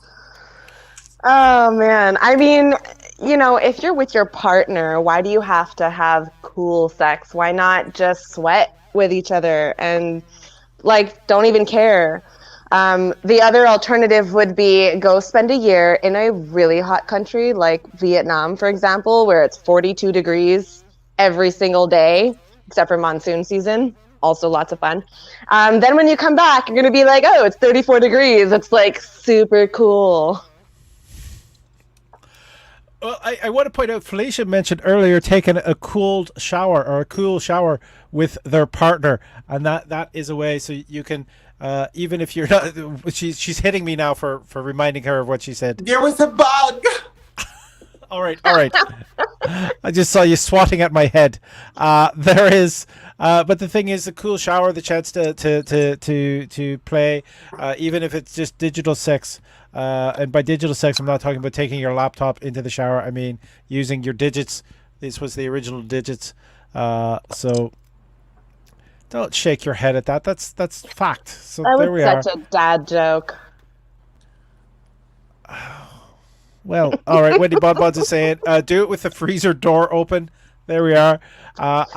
You know what? I jokingly say, because it is not the truth, that air conditioning should be a valid reason to cheat. There's also staycations, as in get a hotel room. Hotels are actually very cheap right now for on the most part. A lot of them are having sales because of the fact that there's less travelers. You get a hotel room because they usually have some high quality AC, and they are looking for customers. Full transparency, I'm also very cheap right now. So if you want a hotel room and a Felicia, I mean, it'll be like the price of coffee, everybody. And not like Starbucks, but like Timmy Ho's. All right, Misty Portugal saying fans, lots of fans. There we are. So we get all kinds of advice has come through, and we are now ready for the next question. Oh, it's not so much a question as in a comment. I miss fetish parties with a very, very much a frowny face, a big frowny face on that one. I've never seen a frowny face with a C before. I like it. I like it so much more than just the freaking parenthesis. You know, I'm just going to bring that back on screen because I miss fetish parties. That looks like a porn stash, though. It really looks like a porn stash. And now it's ruined. Now it's forever a stash. And yeah, fetish parties being gone right now. There are still some. I saw somebody tweeted something recently about the fact that they are really happy that they're double vaxxed because they were at an orgy the previous weekend, and one person has shown up as being testing positive for COVID. And they and most of the other attendees who were vaxxed are not. So please be careful. If you're not vaccinated, please don't go play with people who are, because we don't need the panic. Wendy's saying cheating is wrong, but AC is great, is what Kate is saying. Kate is filled with lots of wisdom. She's obviously wise because she's dating Wendy Bonbons. I've got some AC. Kate and Wendy should come and hang out here. What? Who said that? There we go. We just got the first invite of the night. Has happened. We've only been we've been on for an hour and 15 minutes already. So does anyone have an answer to that question that isn't a question, other than what we've already discussed? I've only been to one. I went to one. I think it was the year before the pandemic shut down. I got all dressed up like a little. So I wore like a little corset, and I had pigtails and a little teddy bear that I was carrying with me. And I walked into this party, and everybody was like in gimp suits and stuff, and I got a little scared. And I was like actually feeling like a little, which was kind of nice. So I was like clutching onto my teddy bear. I was like, oh my god. I kind of do miss that. Wendy has just posted that she is on her way. They're on their way. Someone beat Bashak to the first invite. So Bashak, you were slow on the invite. Okay, there's always a standing invite for you, Bashak. There we are. And the next question we have is, what is something that you would like more people to think about when flirting? What is something you would like more people to think about when flirting? I'm in the hot seat. I'm going to say me. Felicia. How do you follow that? Oh my god, we're done. Goodbye. Yeah, like me. I was like, mic drop. Bye. Thank you. No, I would say, for the love of Jesus, please make it obvious. And I don't mean like regular people obvious. I mean make it motherfucking like obvious. I am flirting with you, because I am so clueless. It always takes one of my friends, always, every single time it takes one of my friends to be like, he's flirting with you. And I'm like, I don't think so. I think he's lost. And they're like, no, he's flirting. And I'm like, no, I think he needs help, medical attention. Someone call somebody. He needs medical attention. So I don't pick up on cues ever. And so just make it obvious. Like, just like, they need mouth to penis. They need mouth to penis right away. Yeah, just whip out your dick. Okay, we'll call that flirting. Just like penis, and I'll be like, oh, thank you. That is lovely. I'll do like the Julia Roberts thing. I'll touch it and you'll like zip up your pants and I'll be like, All right, Christopher Murtaugh wants people to think about his penis. And now we are. I would say I would like them to think about their motivations. Like, don't just fucking try and get with me because it's going to make you feel good about yourself or because I'm a trophy or something. If there is no respect there, I'll fucking know right away. That's like a superpower. Boom. Christopher is saying, clearly joking, but they need to realize that I'm actually flirting. I've got nerd skills in that department. So there we are. Again, think about the person you're flirting with, not just flirting for the sake of flirting. Think about their needs and wants as well. Mm-hmm. All right. Here we go with the next question. Again, these are the questions that are appearing in the order they're appearing. My boo pissed on me. Is this a form of territory marking? What is going on? Oh, that's great. That happened to me once. There we He are. wasn't You're my in the boo hot seat. though. He wasn't my boo. He was a guy I met online. This was like 15 years ago. So this guy who I met online and we went into the shower and he just pissed on me. And I got really mad because he asked me if he could, and I said no, and he still did it. And that is where the line is drawn. So the only thing that you need to be thinking is, okay, did he ask permission, or did I in some ways tell him that I didn't want it and they crossed that line? Did they cross that line for you? Think about these things. It might not be a territory thing. It could be his kink or something that he enjoys. But if there's a lack of communication there, then bring it up without becoming like offensive or angry or anything like that, and just try and understand where his motivations are from. Because if they come from a good place, he should have no problem talking to you about it, hopefully. Felicia, who's looking skeptical. All right. So absolutely not my thing. I don't do the pee thing. So if that happened to me, I'd be upset. And to Wild Delilah's point, if it happened to me without my consent, I'd be very, very upset. The marking of the territory, though, I would ask myself this: why is that the conclusion you jumped to?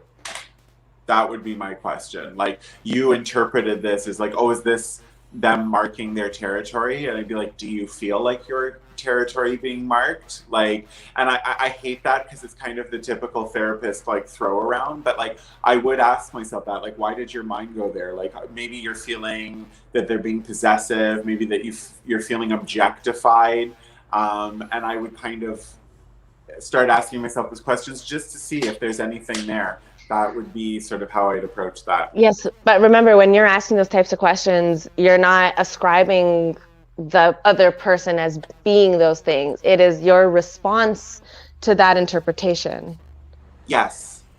So, like, don't accuse them of anything. Just because you feel a certain way doesn't mean that. No. No, I'm not saying that's what you're saying. I'm just saying to the audience, like, just make sure that line, Yes. that you understand that. Yes, and oh my God, thank you for clarifying. You have to keep in mind that these are your assumptions. So you can't run to the other person and be like, you're possessing me and you're objectifying me. You can't do that. But I would be like myself, because I always want to know what my piece in something is. Like, if I'm feeling upset, I'm like, okay, well, usually, listen, whenever you're upset, it's usually a two-sided thing. There's something that you guys aren't connecting on. But I always like to go into that conversation knowing, like, what is it for me? What do I not feel good about? Because otherwise it turns into a shit show. If you go in and start talking to someone without intent, without saying, like, this is what I'd like to communicate, this is what I want them to understand, or at least get off my chest, then it turns into like a shit show. You need to know your piece first. And so that's why I'd ask myself those questions.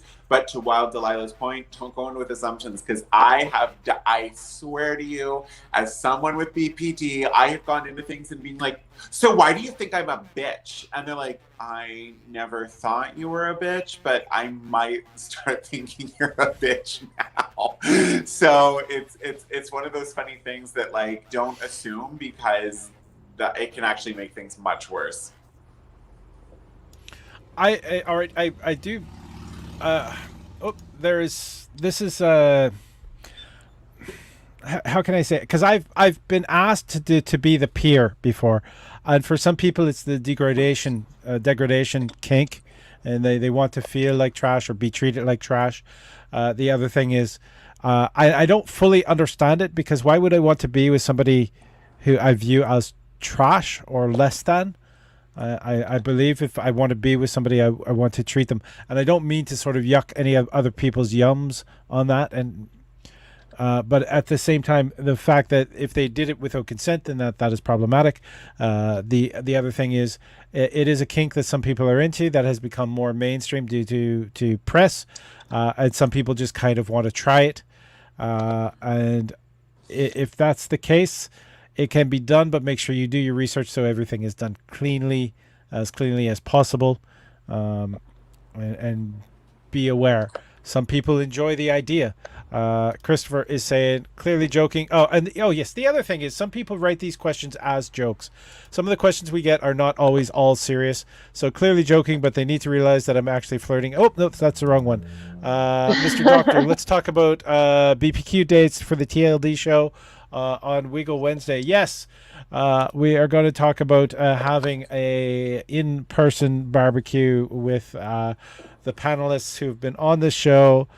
This Wednesday, I'll have a talk with Christopher, and I will get around to the no, other it can't be this Wednesday. Well, no, not this Wednesday to have the barbecue, but to talk about when we can have the barbecue. Oh, that's because this doable. Wednesday there is the Vaudeville Variety Show. It's just that's the next time that I will be seeing Christopher in person. The next question that we have is, how much oil is too much oil? When do you incorporate such things into the touching? If you've got more oil, if you've got so much oil that you'll both slide off the bed, that's a bad amount of oil. If it's more oil than you want, that's the wrong amount of oil. And for different people, like exactly for personally for me, oil is too much oil. So it's you got to find the right amount of oil, unless it's like a hot sensual massage with hot oil, not too hot oil, because you're burning oil, you're keeping people off your castle. But what I'm saying is, have that is its own thing. So right amount of oil for the situation. If it feels like too much, say it's too much. That is kind of the best way to treat it. Delilah. Yeah, there is such thing as too much oil, and you'll know when it's too much oil. I would definitely recommend that you start slow. So pour just a little bit and start going from there. See, is your hand getting stuck? If it's not moving smoothly, or if the other person is saying that it's pulling on their skin, add a little bit more oil and slowly increase it. As you start to feel that kind of friction starting to happen, you add just a little bit. You don't need a lot. It goes a long way. So just little bits at a time. You got this. I believe in you. Felicia. Okay. Ding, ding, ding, ding, ding. Double jeopardy. What is one of Felicia's fetishes? Oil. I love me some oil, and so I love these conservative answers. You have too much oil with me. I love, so specifically, if we're gonna get really specific here, think muscle man, but like Greek Adonis, like ancient Rome muscle man, just doused in oil, like dripping oil, and that does it for. And then they're like, it's Grecian Roman wrestling, slippery, oily bodies just shooting away from each other, but then back together with the pure lust of their animal magnetism, and the oil just keeps it all moving along in shiny muscles. So that's what I love. But to everyone's point, if that's too much oil for you, and it might be, then you express it. Like, sex should always be fun for everyone. If it gets to a point where someone's like, I'm not having fun, then whoops, we're not in sex territory anymore. It's starting to go somewhere else. I like how all of our answers, we are like the perfect spectrum here. We've got like the extreme oil, the not too much, and then I go without, like we give you everything. The answer to that question is fuck yes. And for those of you that don't know, yesterday, July 23rd, that's 24th. 24th. Thank you. So Not yesterday. July 23rd, Friday, July 23rd, Netflix premiered He-Man, Master of the Universe, and it is a reboot of the 1980s He-Man, but they haven't changed anything. All the characters have the same character design, and they really made it for us 80s kids. Like, if you are a He-Man fanatic, which I am, like, okay, hang on a second. Oh, is she gonna fall over? I hope not. Okay, it's written by Kevin Smith, just for the 80s fans out there. Here we go. Like, there's my little Skeletor. There's my,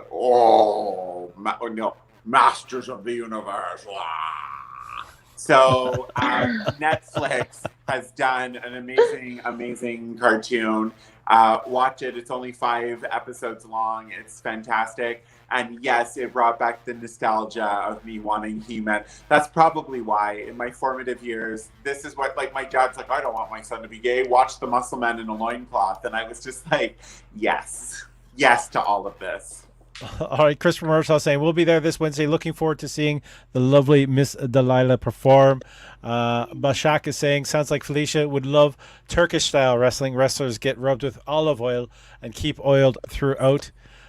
David Harris is saying, this series is so fucking good. As I said, written by Kevin Smith. He's famous for Clerks, Chasing Amy, so many other great films. Dogma As no one well. ever talks about Dogma. Like, what? No one talks about Mallrats either, but it really should be mentioned. And who was it? Mark Hamill was the voice of Skeletor. So Luke Skywalker was the voice of Skeletor. There it is. And for Felicia, there's a YouTube link that's there for Felicia to grab onto. So that'll be in the comments on the Facebook, the Love Doctor Facebook. We've got a lot of questions to get through, so we will do our best. Do we get to watch Wild Delilah go get some ice this time too? The special request. A March the last time she was on. That sort of got the attention of so many people on screen. So maybe the next time she's in the big window, she can give us a little warning. I mean, I could always go get some ice, but maybe I'll just think about it for a second. I don't know. No, I'm okay. Thank you. There we are. The next question that we have is, what is a good way to introduce someone to anal who wants to try it but is worried about pain or discomfort, etc.? Felicia, you have the hot seat. You have got to take your time, okay? You need to, take your time. And I don't mean okay, I'm going to do 5 minutes of taking my time. I mean, take your time. Eat out the ass, really, kiss around it, rim it, play with the tongue, feel the breathing of your partner. You're going to realize when they're tensing up, feel the muscles, help them relax into it, finger a little bit, make sure you're lubing up. You really need, for someone who's not experienced, it is painful. And there is that great balance where the pleasure and pain meet, but that takes time to get there. So take your time. Don't be an asshole. I've heard so many people be like, I hate anal sex. But then when I hear about their experience, I was like, well, no wonder you hate anal sex. It was just kind of a, I'm just going to jam it in. And that's not comfortable. And that's very thoughtless. And then you're really ruining something that can potentially be wonderful for your partner with future partners because you just didn't take the time. So really take the time, make sure they're ready. Listen to them, communicate through it. But yeah, take your time. Boom. Delilah. Yes. This question really speaks to me. I had a bad experience. I wouldn't even say it was it wasn't a great experience the first time that I tried it. And so I got really scared and I was like, okay, that's it. I'm not going to do this again. And then I was at the Wiggle Room on Wednesday and the Love Doctor was on stage and got this question, and his big advice, and I know he's going to say, is push. No. push as though you were having something come out so that your body opens itself, and so then it won't be painful, right? That was the advice, as far as I can remember. That was the advice. Sorry, I thought you were talking about pushing in, but no, it's the person who's receiving should be Okay. I should be thinking about pushing out. You're like, no. I was like, wait, I remember this. So that was my advice is to for the person who's receiving to be thinking about pushing out. Obviously, lube preparation time to stimulate ahead of time. Making sure your partner is relaxed is very important. If you are dealing with a partner who doesn't have a prostate, make sure that they have an orgasm first. All right, that will aid in the relaxation and also in their comfort level, and usually with the trust.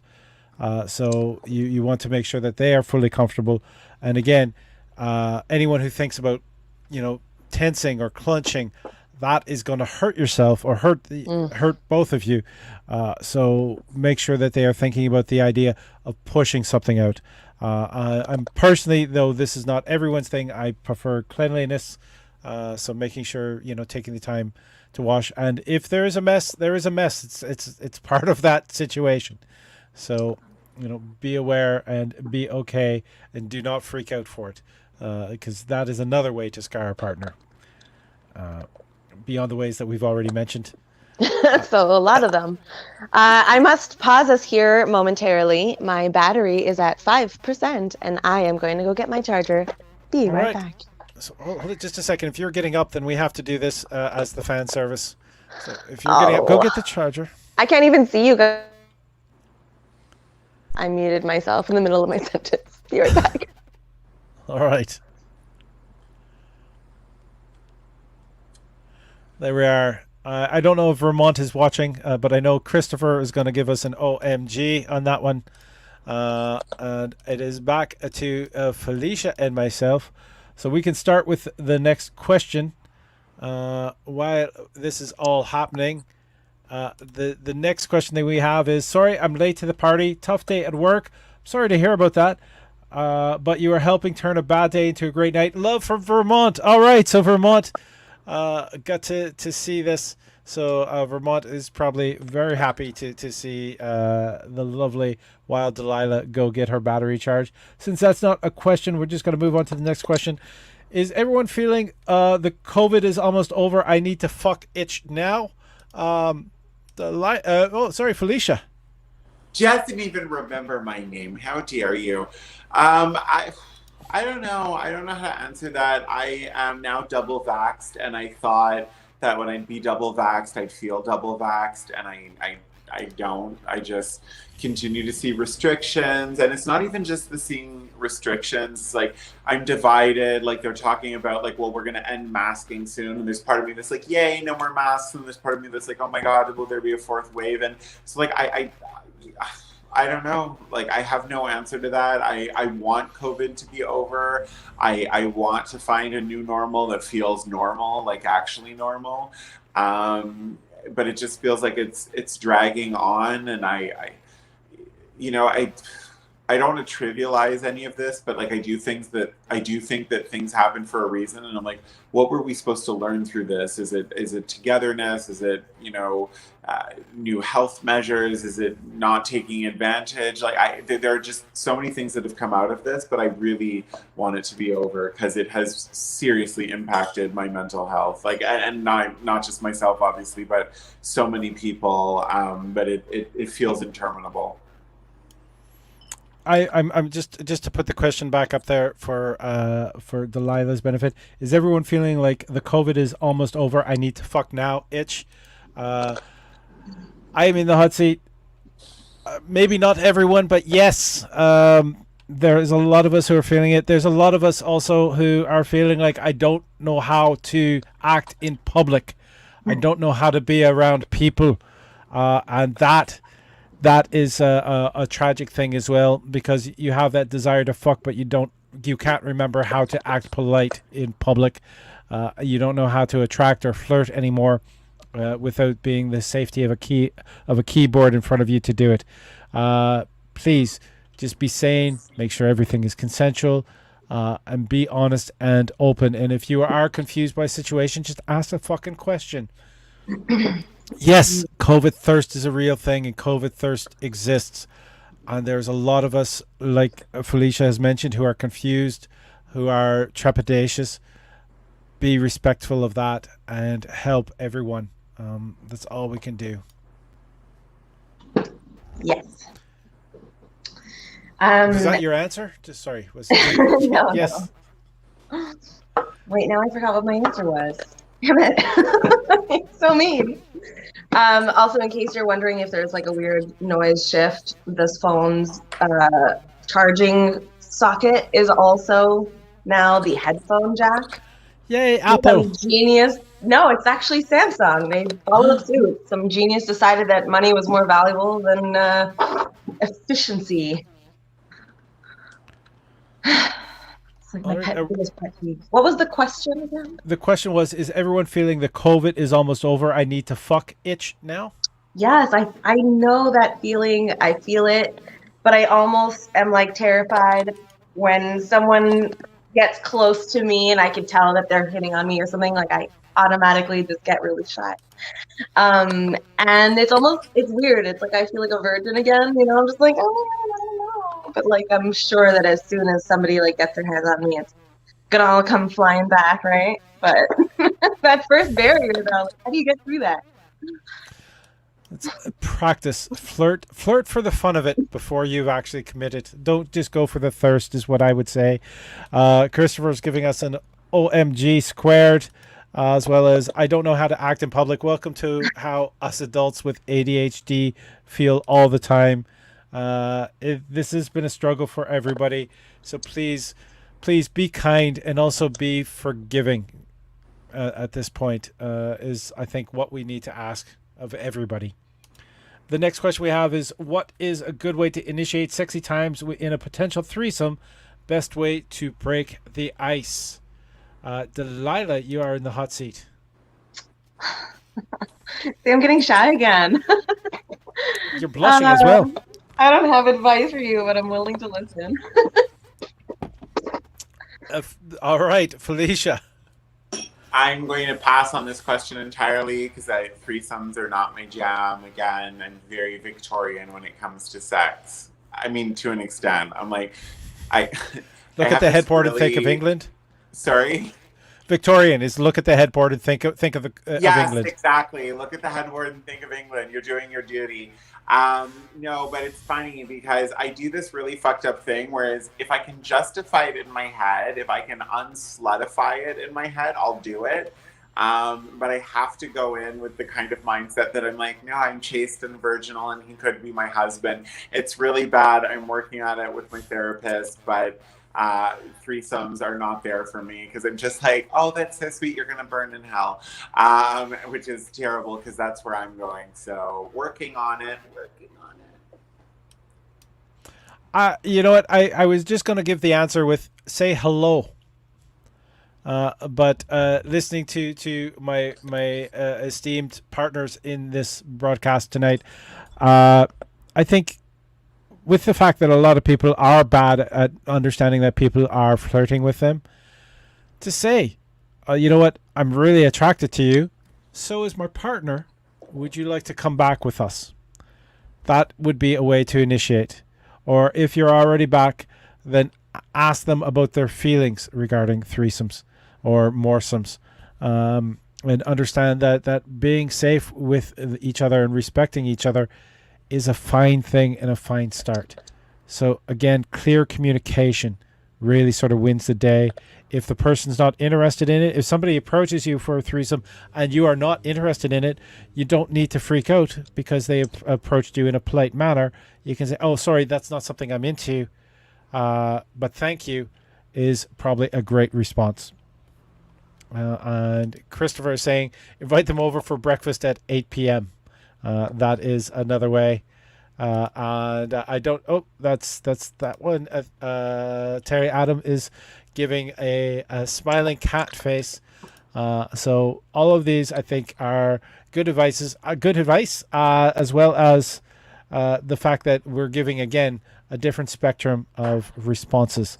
So treat people with respect, and there's no need to shame anyone. Delilah has a comment to put in. Yeah, also know what you're getting yourself into. I mean, maybe the other person seems really shy at first, but then when they get comfortable, it's a whole different story.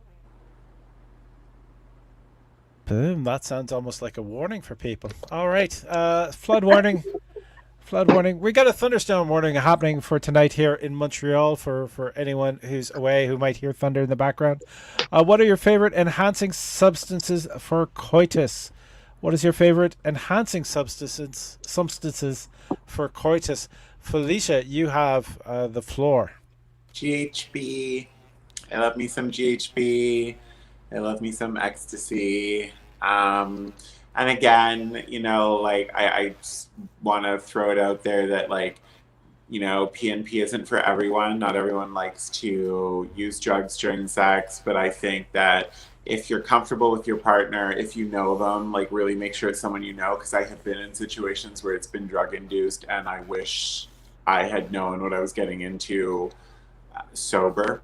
And so I would really say make sure it's someone you're comfortable with, but it can be transcendent. It's a way to take yourself, and again, for someone like myself who's so cerebral, who's always in my head, who's always thinking like, are they liking this? Should I move my head? Should I do this? Should I do that? What's happened? Like, it's so hard for me to stay in the moment that usually if I'm on something, I can be in my body instead of my head, which, again, like when I hear it out loud, I'm like, yes, take drugs to feel better during sex.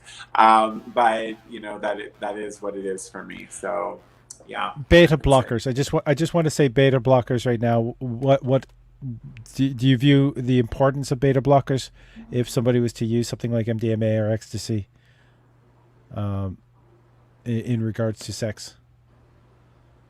Sorry, what was your question? Using beta blockers in association with MDMA or ecstasy, because there's the safety factor that's involved. But yeah. That's what I'm saying. Like, that's why I'm not endorsing, you have to, anytime that there are certain sexual acts that when you engage in them, there's a risk involved, and, there's different types, right? Like now I'm talking about drugs, but, you can talk about barebacking, you can talk about breath play. Like, so you always have to know that if these are things that turn you on and your partner's consenting, that's great. But there is risk involved. And so it's the same thing with drugs. You can have the wrong combo and you can do a lot of harm. So that's why, if it's your kink and if you're into it, I mean, you also have to assume the responsibility that goes with it. Definitely agree. Mona Perverse is saying, hi, my loves. Hello, Mona. I also want to point out is make sure you do anytime that you're going to participate in any risky behavior. The channel is not endorsing drugs during sex, not even Cialis or Cialis or any of those. Please do your research before you actually partake. I do definitely want to recommend that. Delilah, what is your favorite enhancing substances for coitus? So I'm not, I guess weed, or a little bit of alcohol for me, at this point in my life. I used to be very much into like having Coke or ecstasy or MDMA. This is many, many years ago, not so long ago. I have since just stuck to weed and a little bit of alcohol, and it's been fine for me. Maybe I should drink more though. I've been thinking about that lately. There was a moment, I think, on one of the Love Doctor episodes when you said the most comfortable way of being able to initiate something or flirt with somebody is to drink some alcohol, and I was like, interesting, and I'm trying that these days.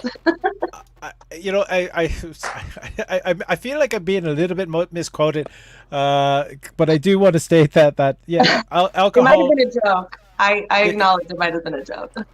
I'm still taking the respect. Well, the thing is, people tend to be a bit more flirty if they are inebriated. And with any drug, it does come down to Mona is referring to it as liquid courage. It is it does impair people's ability to legally consent. And when it comes to legal consent, fine if somebody is a little bit tipsy, whatnot. If you want to invite them back to your place, you can do so, but don't do anything until the morning or until they have sobered up legally, so you can have legal consent at that point. Because you don't want somebody who makes a bad decision while drunk accuse you of taking advantage, or you don't want to actually take advantage of somebody who is inebriated when it comes to substances. How does that work if the person is purposefully getting inebriated in order to be able to initiate? That But they don't want to like mention it before and be like, I'm gonna get drunk tonight just so I can do you. If they mention that to you, that's still great, but at the same time, you can still take them home. You just don't initiate the physical act until morning or till late enough that they have sobered up. This is something that is this is something that has happened to me personally. That somebody has taken physical advantage of me after purposely getting me drunk. It is also a very legal thing. And I do not want anyone listening to the Love Doctor to get the idea is, if I get somebody drunk, then I can take advantage of them, or if I get somebody high, I can take advantage of them. No, you want to make sure that you have clear consent. Consent is not just sexy; it's fucking necessary. Absolutely, but I'm talking about the person who, let's say, if the person is choosing to get drunk, at that point, it doesn't matter in the eyes of the law about who chose to get drunk. And in the eyes of the law, you are still taking advantage. I know it's a very unsexy answer, but it is one that we do have to take into account. I mean, there's a lot of laws that I don't agree with. That's not exactly the the deciding factor for me. I think it would have to be about the relationship that you have with the person. If it's somebody that you guys get along really well, and it's just hasn't crossed over to that point, and they get drunk around you. Maybe it's their way of saying that they're really comfortable with you. It is true, and we have a lot of questions to get to, so I don't want to spend a lot of time kind of debating this. If there is a time before the person is getting drunk that you can get them, to videotape or send you a message, especially a video message saying, hey, I'm going to get drunk tonight, going to do this. A lot of people who are into somna play, which is sleep play, will take a drug that will knock them out because they want their partner to be taking advantage of them while they're asleep. And that is a fetish. It is quasi illegal at the same time, but as long as the fact, if you can sort of protect yourself by having pre-written consent. But the thing is, even with pre-written consent, if a person says stop or no at any time, and that's why we use safe words, so people can't say stop and no, because for some people saying stop and no is fun. The reason we have these things in place is so even if the person is inebriated, even if they've given prior consent, if they say the safe word, or if there's no safe word, say stop and no, you stop.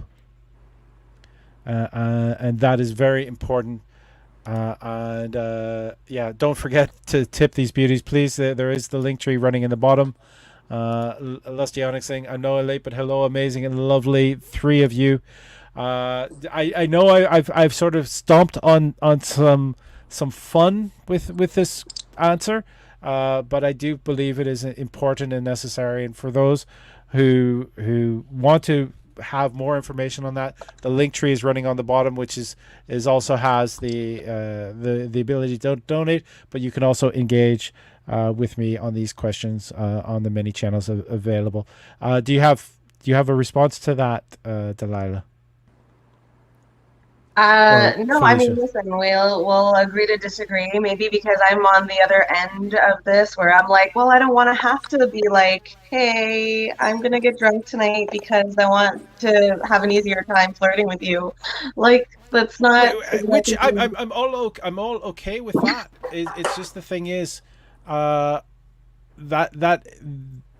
fine. Flirting is fine, but to actually engage in intercourse with somebody who cannot legally consent is legally rape. And that is a harsh word, and it can cause a harsh sentence on anyone's life, a permanent If you record. wake up the next morning and it just turned out that you both actually really wanted this to happen for such a long time, and then This is suddenly why the it like video. This develops is into why the this video beautiful of saying relationship. I consent for this ahead of time to be said. This is not something to wander in with some stranger at a bar.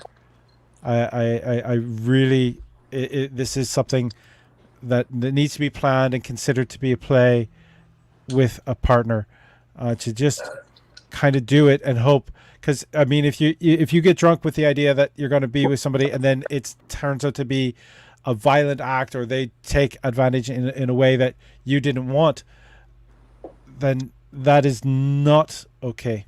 Yeah, Like, absolutely. I'm not arguing that point. I agree with okay, you on that. I just don't think that it's always so clear cut.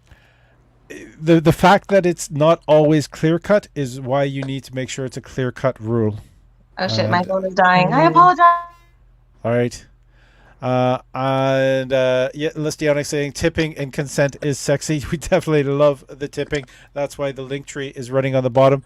I'm not sure if we've lost Wild Delilah. She has turned sideways, so I'm just I feel I look It's like all gone sideways. it's all gone sideways. I feel like we've got so many questions to get to, so we're gonna have to do these questions as quick as possible. Okay, let's do it. Lightning round. Here we go.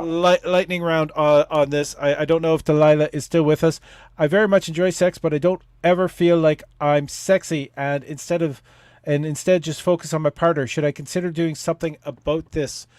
I'm in the hot seat for this on at the same time. If you don't feel sexy, but somebody that you think is sexy wants to be with you, then you're fucking sexy. Just understand that you are sexy. Hopefully, Delilah will be coming back. And yeah, if they are finding you sexy, then you are sexy. That's a no question thing that you are sexy. But focusing on your partner is not a bad thing either. Felicia. Listen, I think that was sort of the theme of tonight was, finding your sexy. And so, like, again, I think that, yes, focusing on your partner is wonderful. And to the love doctor's point, that can make you feel very sexy when you know that you're inducing a certain response from your partner that feels very sexy to know that they're responding to your touch, your kiss, your aura, what have you.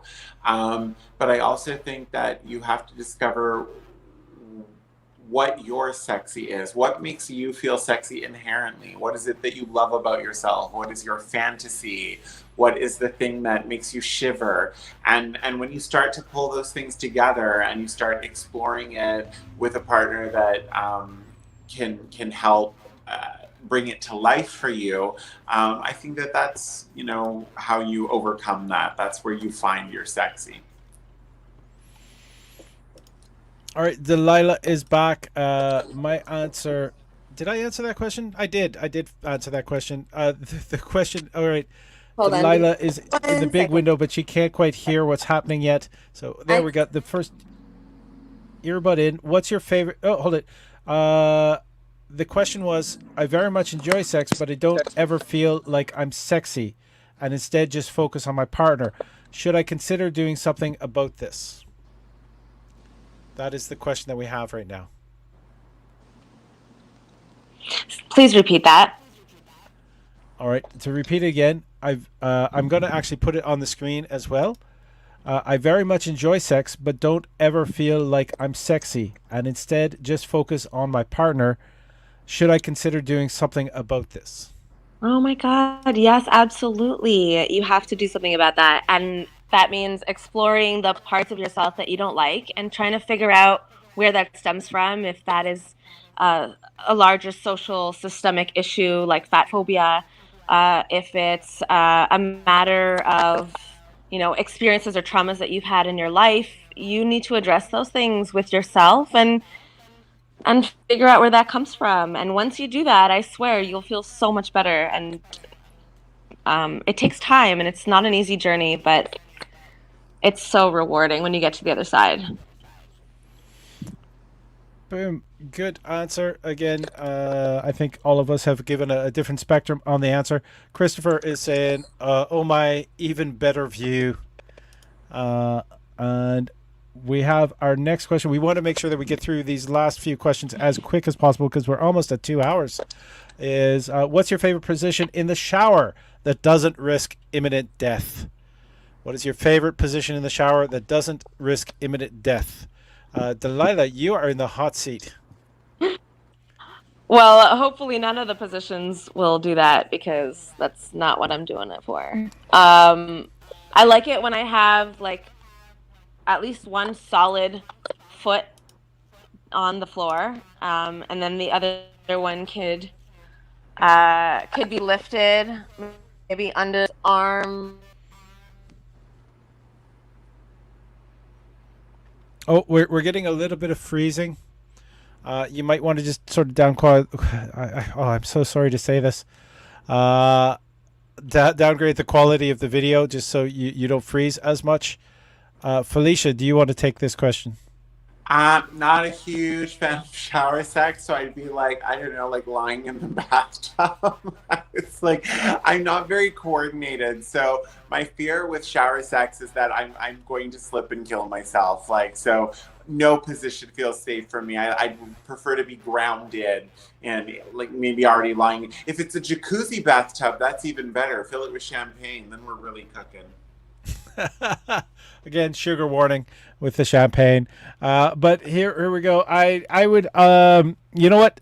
Get the little stickers you put on the bottom of your bathtub, so it becomes slip proof. You're gonna now think of your grandmother a little bit different because she has those stickers in her bathtub. Your grandmother's a wild person. She's obviously had sex because she had your parents. Yes, she has. She has. She might not have been conceived in the shower, but it is a possibility that she enjoyed it at one time. Yeah, I did open mouth. Oh, she's going down. All right, oral sex as well. That has been mentioned actually in the chat. Oral sex, 100%. Just make sure you do it carefully so the person who is on bottom is not being, or the person who's giving the oral sex is not being waterboarded. Make sure that they have the chance to breathe. While Delilah's idea of lifting a leg immediately made me think, just put it over his shoulder. That way it's safer to do. So oral sex in the shower is great as long as the water flow is not too heavy on the person. Since we're trying to get through these questions as quickly as possible, is there anything you wanted to add, Delilah, because you were sort of cut off? No, it's fine. Let's keep going. All right. The next question we have is, oh, that's not me. That's not it. I also miss having sexy masquerade parties at our place. When will we be able to have those and not get COVID? All right, the simple thing is we're all pretty much going to get COVID. People who've gotten COVID still need to probably get one more vaccine shot just to be safe. Having COVID is just like having one vaccine shot. So if you've had COVID but you haven't had a vaccine shot, you should get your second vaccine shot just for safety. If you want and you make sure that all of the people who are coming are COVID safe, then yes, you can start having your masquerade parties at your place. I think legally we're allowed to have gatherings up to 20 people in our houses. 25. 25. 25. In Quebec at this point in time. So that is an option. I mean, if 25 is enough for you. I don't even know 25 people. But yeah, I think to the Love Doctor's point, if everyone's vaccinated, if you feel comfortable, but keep in mind that, like, listen, there's going to be variants. There's going to be another wave. I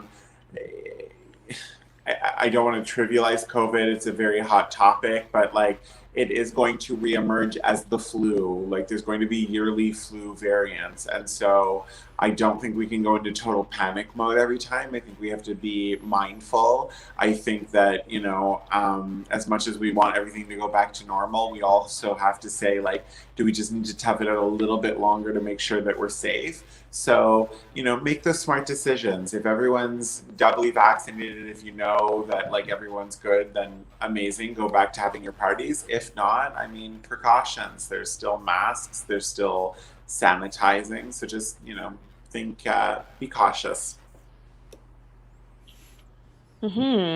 I heard on the news the other day that the variants, if you get it and you have the double vaccines, that you will not get symptoms. So the people who are really in trouble there would be people who aren't double vaccinated. So just make sure that the people that join your party are double vaccinated, is what I would say, until we have more information. And we have a couple of comments in here. Lusty has mentioned that your own small COVID cluster is the best way to be safe. Keep it to people that you know are double vaccinated. Lusty also mentioned with a bath bench, it is perfect. So yes, if you can get a bath bench for your bathroom, that kind of assists with things. And Christopher saying, putting a leg over the shoulder, we're not as flexible as you, Mr. Doctor. It doesn't. Well, I'm not being the one being flexible if a leg is over my shoulder. At that, we now have a fairly heavy question that is coming in. Just a little bit of a trigger warning. I'm writing this anonymously for obvious reasons, but I just wanted to say, as a woman who got anally raped, it did move forward with my sex life, and now enjoy anal sex a lot. It took a very, very patient partner who helped me get through my anxieties. Give it another try with the right partner if you had a bad anal experience. Again, not so much a question, but anecdotal evidence from somebody who is watching. And again, I never want to wish rape upon anyone. If people are able to take a positive experience or have a positive learning experience past and moving past that and healing past that, that is good, but it's never forgivable for a rapist. And I want to make sure that is said triply clear from my mouth. All right. Next question. Just keeping it moving. What if you're both intoxicated and using intoxication for removing inhibition? Who is the bad person there? Delilah. I know that because we kind of heavily debated this. You don't think it's bad at all? That's not what I was saying. Okay. I would say that the person who is bad is the person who has some kind of malicious intent. I mean, the intent matters. If one person is getting inebriated because they want to sleep with the other person and they don't have the guts to,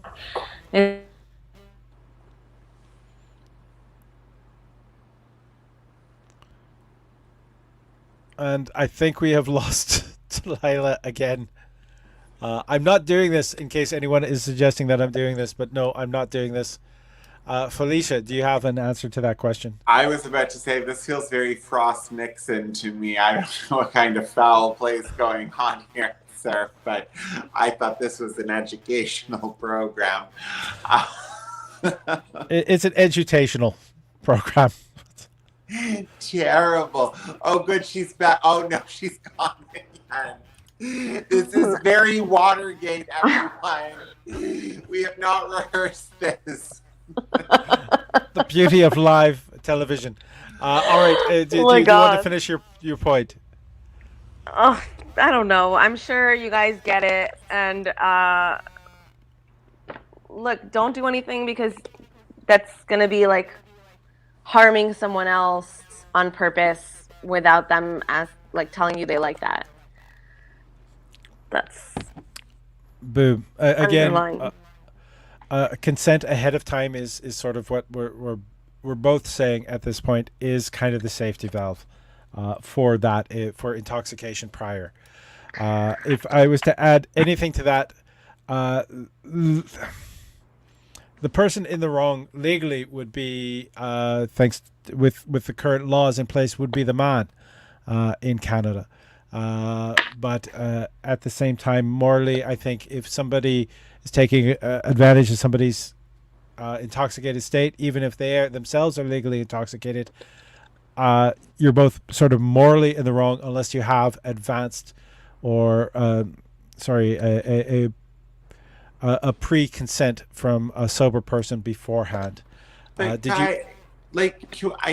I just want to bring it back to a baseline, because you can split the atom so many different ways. It comes down to communicate, talk about it, Yes. like come to an understanding. Like if you want to, and to Delilah's point, intent is important because there might be times where as you communicate, you might go, oh, I need to take drugs to have sex with you. Ooh, I don't know how I feel about that. Like you might have like a moment where you wake up and realize that maybe that's not the best behavior. But if you don't talk about it, if you go into sexual adventures, activities, whatever, without having communicated, that's where you run into trouble. That's where consent becomes blurry. That's where things can become painful. That's where you can feel awkward, uncomfortable, like because people don't talk and they think by not talking it'll be more comfortable, but it's not. You're just delaying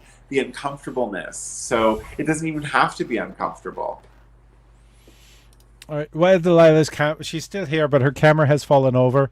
Lestianix is mentioning that while Delilah is too hot for her camera, and yes, communication is key. I was thinking I was mentioning that communication is key, such as getting permission ahead of time, but recognizing that that doesn't always hold all the way through, like consent ahead of time, but something to address and be aware of. Delilah, we can. Oh no, she has muted herself, so we can't quite hear her at this time. We I have can a still few more talk. questions to get. Oh, you're back. I'm here. I'm here. I'm just trying to open this up on my work computer, even though I'm probably going to regret this later. We only have a few more questions. I know that we're going into bonus time because we're past 2 hours at this time, but we've got so many questions, and we want to make sure that we get to everybody's questions. I know that on Wednesdays, currently, I'm not able to get to everybody's questions because there are usually so many during the show. But I am saving those questions so they can be answered at a more regular time. So the question we have here is, I want to get into Dollarama toys. Oh, this was one of the questions that we had last week. And I believe Delilah has it in another window, so we might be hearing an echo. Sorry. Oh, yeah, that's been fixed. I want to get into the Dollarama toys from last week. What else does the panel suggest? So, if you Dollarama as a place to buy sex toys, so a dollar store or Dollar General if you're in the States, one of those type of stores. What do you recommend if that's your budget for sex toys? Felicia, who's got the shocked look on her face. Okay, I am so sorry, but bitch is gonna get bougie right now. There are places you don't skimp. Sex toys for me is one of them. Makeup is another. Now listen, I understand people have budgets, but you need to decide. You need to make choices in life. Do you buy the new pair of Louboutin? No, maybe you don't. Maybe you get a vibrator that is going to rock your fucking world, and it's going to give you a red bottom. Okay. Thank you. Choices. I think I addressed this well last week. Somebody mentioned a condom on a cucumber, which you don't get at the dollar stores, but that's thing. There's various other toys or vibrating toys, but again, making sure that you are keeping them contact safe with latex, be it a condom or some other form. Making sure that it is properly washed is very much key. Delilah. Yes. Okay, so there's different types of food you can try as well. That's pretty cheap. Just don't accidentally leave it in your nightstand for a month. Um, didn't happen to me. It happened to a friend. Honestly, I got the best vibrators on Amazon for less than $30. And they are rechargeable, so you don't even have to buy batteries, which is usually the expensive part. And they work just great. Check Amazon. There it is. Let's put. Well, Jeff Bezos quit from Amazon, so he's but he's going into space. Cosplaying an astronaut. Yes, cosplaying an astronaut, but please make sure that the Amazon workers are paid what they are deserved. Our next question is: it seems I am way more fun after a few drinks when I get in bed. How can I be that sexy all the time? Preach. I feel that so hard. Look, you can't be sexy all the time, right? And when it's sunny every single day, you stop appreciating the sun. Then it's just like, okay, well, I guess I don't have to go out today because it's just going to be nice again tomorrow anyway. You know, appreciate that some days you do feel sexier, and it just like creates that oomph and that passion that you wouldn't get if it was like that all the time. You'd just be like anything else. That was the greatest fuck you to LA I've ever heard. Felicia. Ladies and gentlemen, not only is Wild Delilah beautiful, enticing, but she makes a motherfucking point. Like, come on. I like, literally, I think it's, yeah. No, I have nothing to add to that. It was the perfect answer. Like, Boom. I definitely agree. And maybe realizing that you are fun after a few drinks means that it's inside you anyways. So please recognize that and enjoy it and be able to turn it on when you want. You don't need the drinks to do that. We have a couple comments. As a further up on that one, before I forget what I was about to say, I would also add that you should try to. Oh, God, I lost it. Okay, never mind. Continue. All right. I'd also say just a couple drinks means that you're not legally intoxicated, so you're still fun without being past the point able to give legal consent. Lusty is saying maybe some kinky feathers can be found at Dollarama. There we go. Jazzy trombone ballads, they're sexy all the time. And that's why we don't need them all the time, Christopher. Oh, I remember what I was going to say. Shit, sorry. Shit's not sexy all the time. Just No. I was going to say that the other person that isn't sexy, try to figure out who they are and be like, maybe they're really funny, or maybe they're weird in a great way, or maybe they are serious and they take other people's feelings to heart, and maybe they're, beautiful people that don't have to be sexy because they have other qualities that you could get to know. Definitely a good answer on that point. And I'm just going to check. I don't think this may be the last question, but I'm not sure if it is. But let's deal with this question at this point. My spouse ate my ass out and she hurt her mouth. But now I am the one with the hemorrhoid. How can I trust them to venture below the forbidden land? All right, we've got a shocked look. Confusion. Is it a full moon? Like, the fuck is going on tonight? I love you all, no judgment, but there's like, everyone's like substance abuse and really hard tuchus lingus. Like, what? Everyone take a step back, please. I want everyone to watch a Bob Ross video tonight, okay? Just watch motherfucking Bob Ross with no sex. Just Bob Ross, okay? Thank you. Because I'm sorry, I didn't know I was coming to Love Doctor Dateline Extreme tonight. But, thank you. I'm so glad what it is touches going me. on? And you know what? I still had the most amazing time because I was the Love Doc and Wild Delilah. So, like, amazing, but what the fuck, everybody? So if you are tearing things, if there is pain, stop. Don't stop going. That's your body saying no bueno. Like, stop. I have nothing else to say on the matter. That's amazing. That is great. Yeah, it has been a very intense episode with lots of interesting questions and statements. Thank you guys. I mean, we're here for you, and if this is what you need from us, we are happy to give it. I forgot to answer what was the question again? I got rid of the question. It's no longer appearing there. But the question was, my wife hurt her mouth performing analingus. Right. And now I'm the one with the hemorrhoid. That's got to be the joke, right? I mean, you can get hemorrhoids, first of all, by like sitting on the toilet too long and staring at your phone. True story.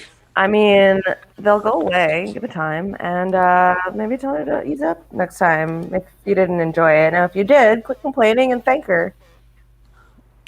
Boom. That's the question answered. I do believe the two events are not actually related, but be thankful that your partner loves you so much that they are willing to hurt themselves just to get to all the comments that have come in through that. Leslie Onyx with, oh my God, Felicia's what the fuck face. Misty Portugal, haha. Felicia, ha ha ha ha. We got Wendy Bonbons. I am living for your facial expressions. Misty Portugal, love Dr. Dateline Extreme. There we are. This is the Dateline Extreme episode. Wendy Bonbons with yes, ha ha ha ha ha. And Felicia is cracking us all up here. You know what? This is an important time to mention this because we haven't booked this. I've been asked by a couple of people who will be on the Love Doctor, because this is episode 66. In 3 more episodes, we're having the Love Doctor episode 69. And I do not know who is going to be on that show as of yet. So if anyone wants to suggest or vote for their favorite people to have on, maybe we'll have on more than just 2 guests. For episode 69, let's talk about who you as the audience wants to have on that. If you follow the link tree that allows you to donate to the show and that has me able to pay these 2 fantastic people above me, you can go there, find the Love Doctor Facebook, and there will be a chat in the Love Doctor Facebook about who do you want on episode 69. We're getting a double shimmy above my head at this point in time. Cherry Top is screaming 69. You know, Misty Portugal is, I love Dr. 69. Christopher Murdoch says, Felicia's cracking us all up here. Oh my God, yes, 69. Cherry Top is, it'll be on Montreal Pride weekend on top of that. So, you know, if you're unable to commit because of it being Pride weekend, we do have one more question that is here. Can we'll do this, the last question? Are we set? I'm not even sure if it's a question or just a statement. Let's read it. Kegel exercises can help remove broken cucumbers for discount toys. Just saying, true story. Definitely wouldn't advise it though. All right, so it was a good piece of advice from somebody who is watching the show. If I want to add onto that any kind of discount toy or unusual toy that you're using to enter any part of your body, if you put it in a condom, and if it doesn't have a flared base, so there's a chance it can go inside and stay inside, attach a string, tie off the condom with a string so you can pull that out. That is my advice on any of those things. Yeah, just make sure I get the last comment in there. Delilah, you have the hot seat for that. Kegel exercises can help remove broken cucumbers for discount toys. Just saying, true story. Definitely wouldn't advise it though. Do you have any comments for that? Because it's more of a comment than a question. No, I don't really have anything. I think what you said was pretty good. I've never had broken cucumber pieces inside me, so I can't speak from experience. I like the solid ones. So. All right, this is not a question about how well you clench. All right. All right, so let me just clear the record. Dollar store pieces, cucumbers are like men with $1. They don't come inside me. That's just how that goes. Okay, I'm sorry. That's called a standard. I'm not saying it's the only standard, but one of my standards is if it's a buck, it don't come inside Felicia. So you're Cherry Top saying if it doesn't have a flare, you shouldn't be sticking it up there, and agreed with that. I'm just stating for the fact for somebody who is very impatient and doesn't have a toy, wrap it in a condom with a string. Alestiani saying, please play safe, people. Just play safe, with a cringy smile to go with that. I just want to state again how much of a pleasure it has been to have you two on the show tonight. Felicia Rayne is on Insta and TikTok. It's Felicia_Rayne on Insta and TikTok. That's Felicia spelled FELICIA _Rayne RAYNE. And that's both on Instagram and on TikTok. Wild Delilah .burlesque on Instagram. So that's WILDDLILAH .burlesque BURLESQUE ESQUE on Instagram. You'll be able to find them all there. My manager has all the links to me. He's just running underneath my face at this point in time. So it is the Linktree or linktr.ee/Paul Ash. And the first thing at the very top says buy me a drink. You click on that, you can donate via PayPal, and that will be split among all the performers that you're seeing on screen right now. Thank you very much. I need new hair. Buy Felicia hair. She needs new hair. She wants nice hair. She wants no Walmart weave. Good There we hair are. for Felicia. No more Walmart weave for Felicia. Don't stick baby in the corner. Thank you all for the laugh. I love all you loves. And remember, I'm the Love Doctor. I love you all. Good night. Good night.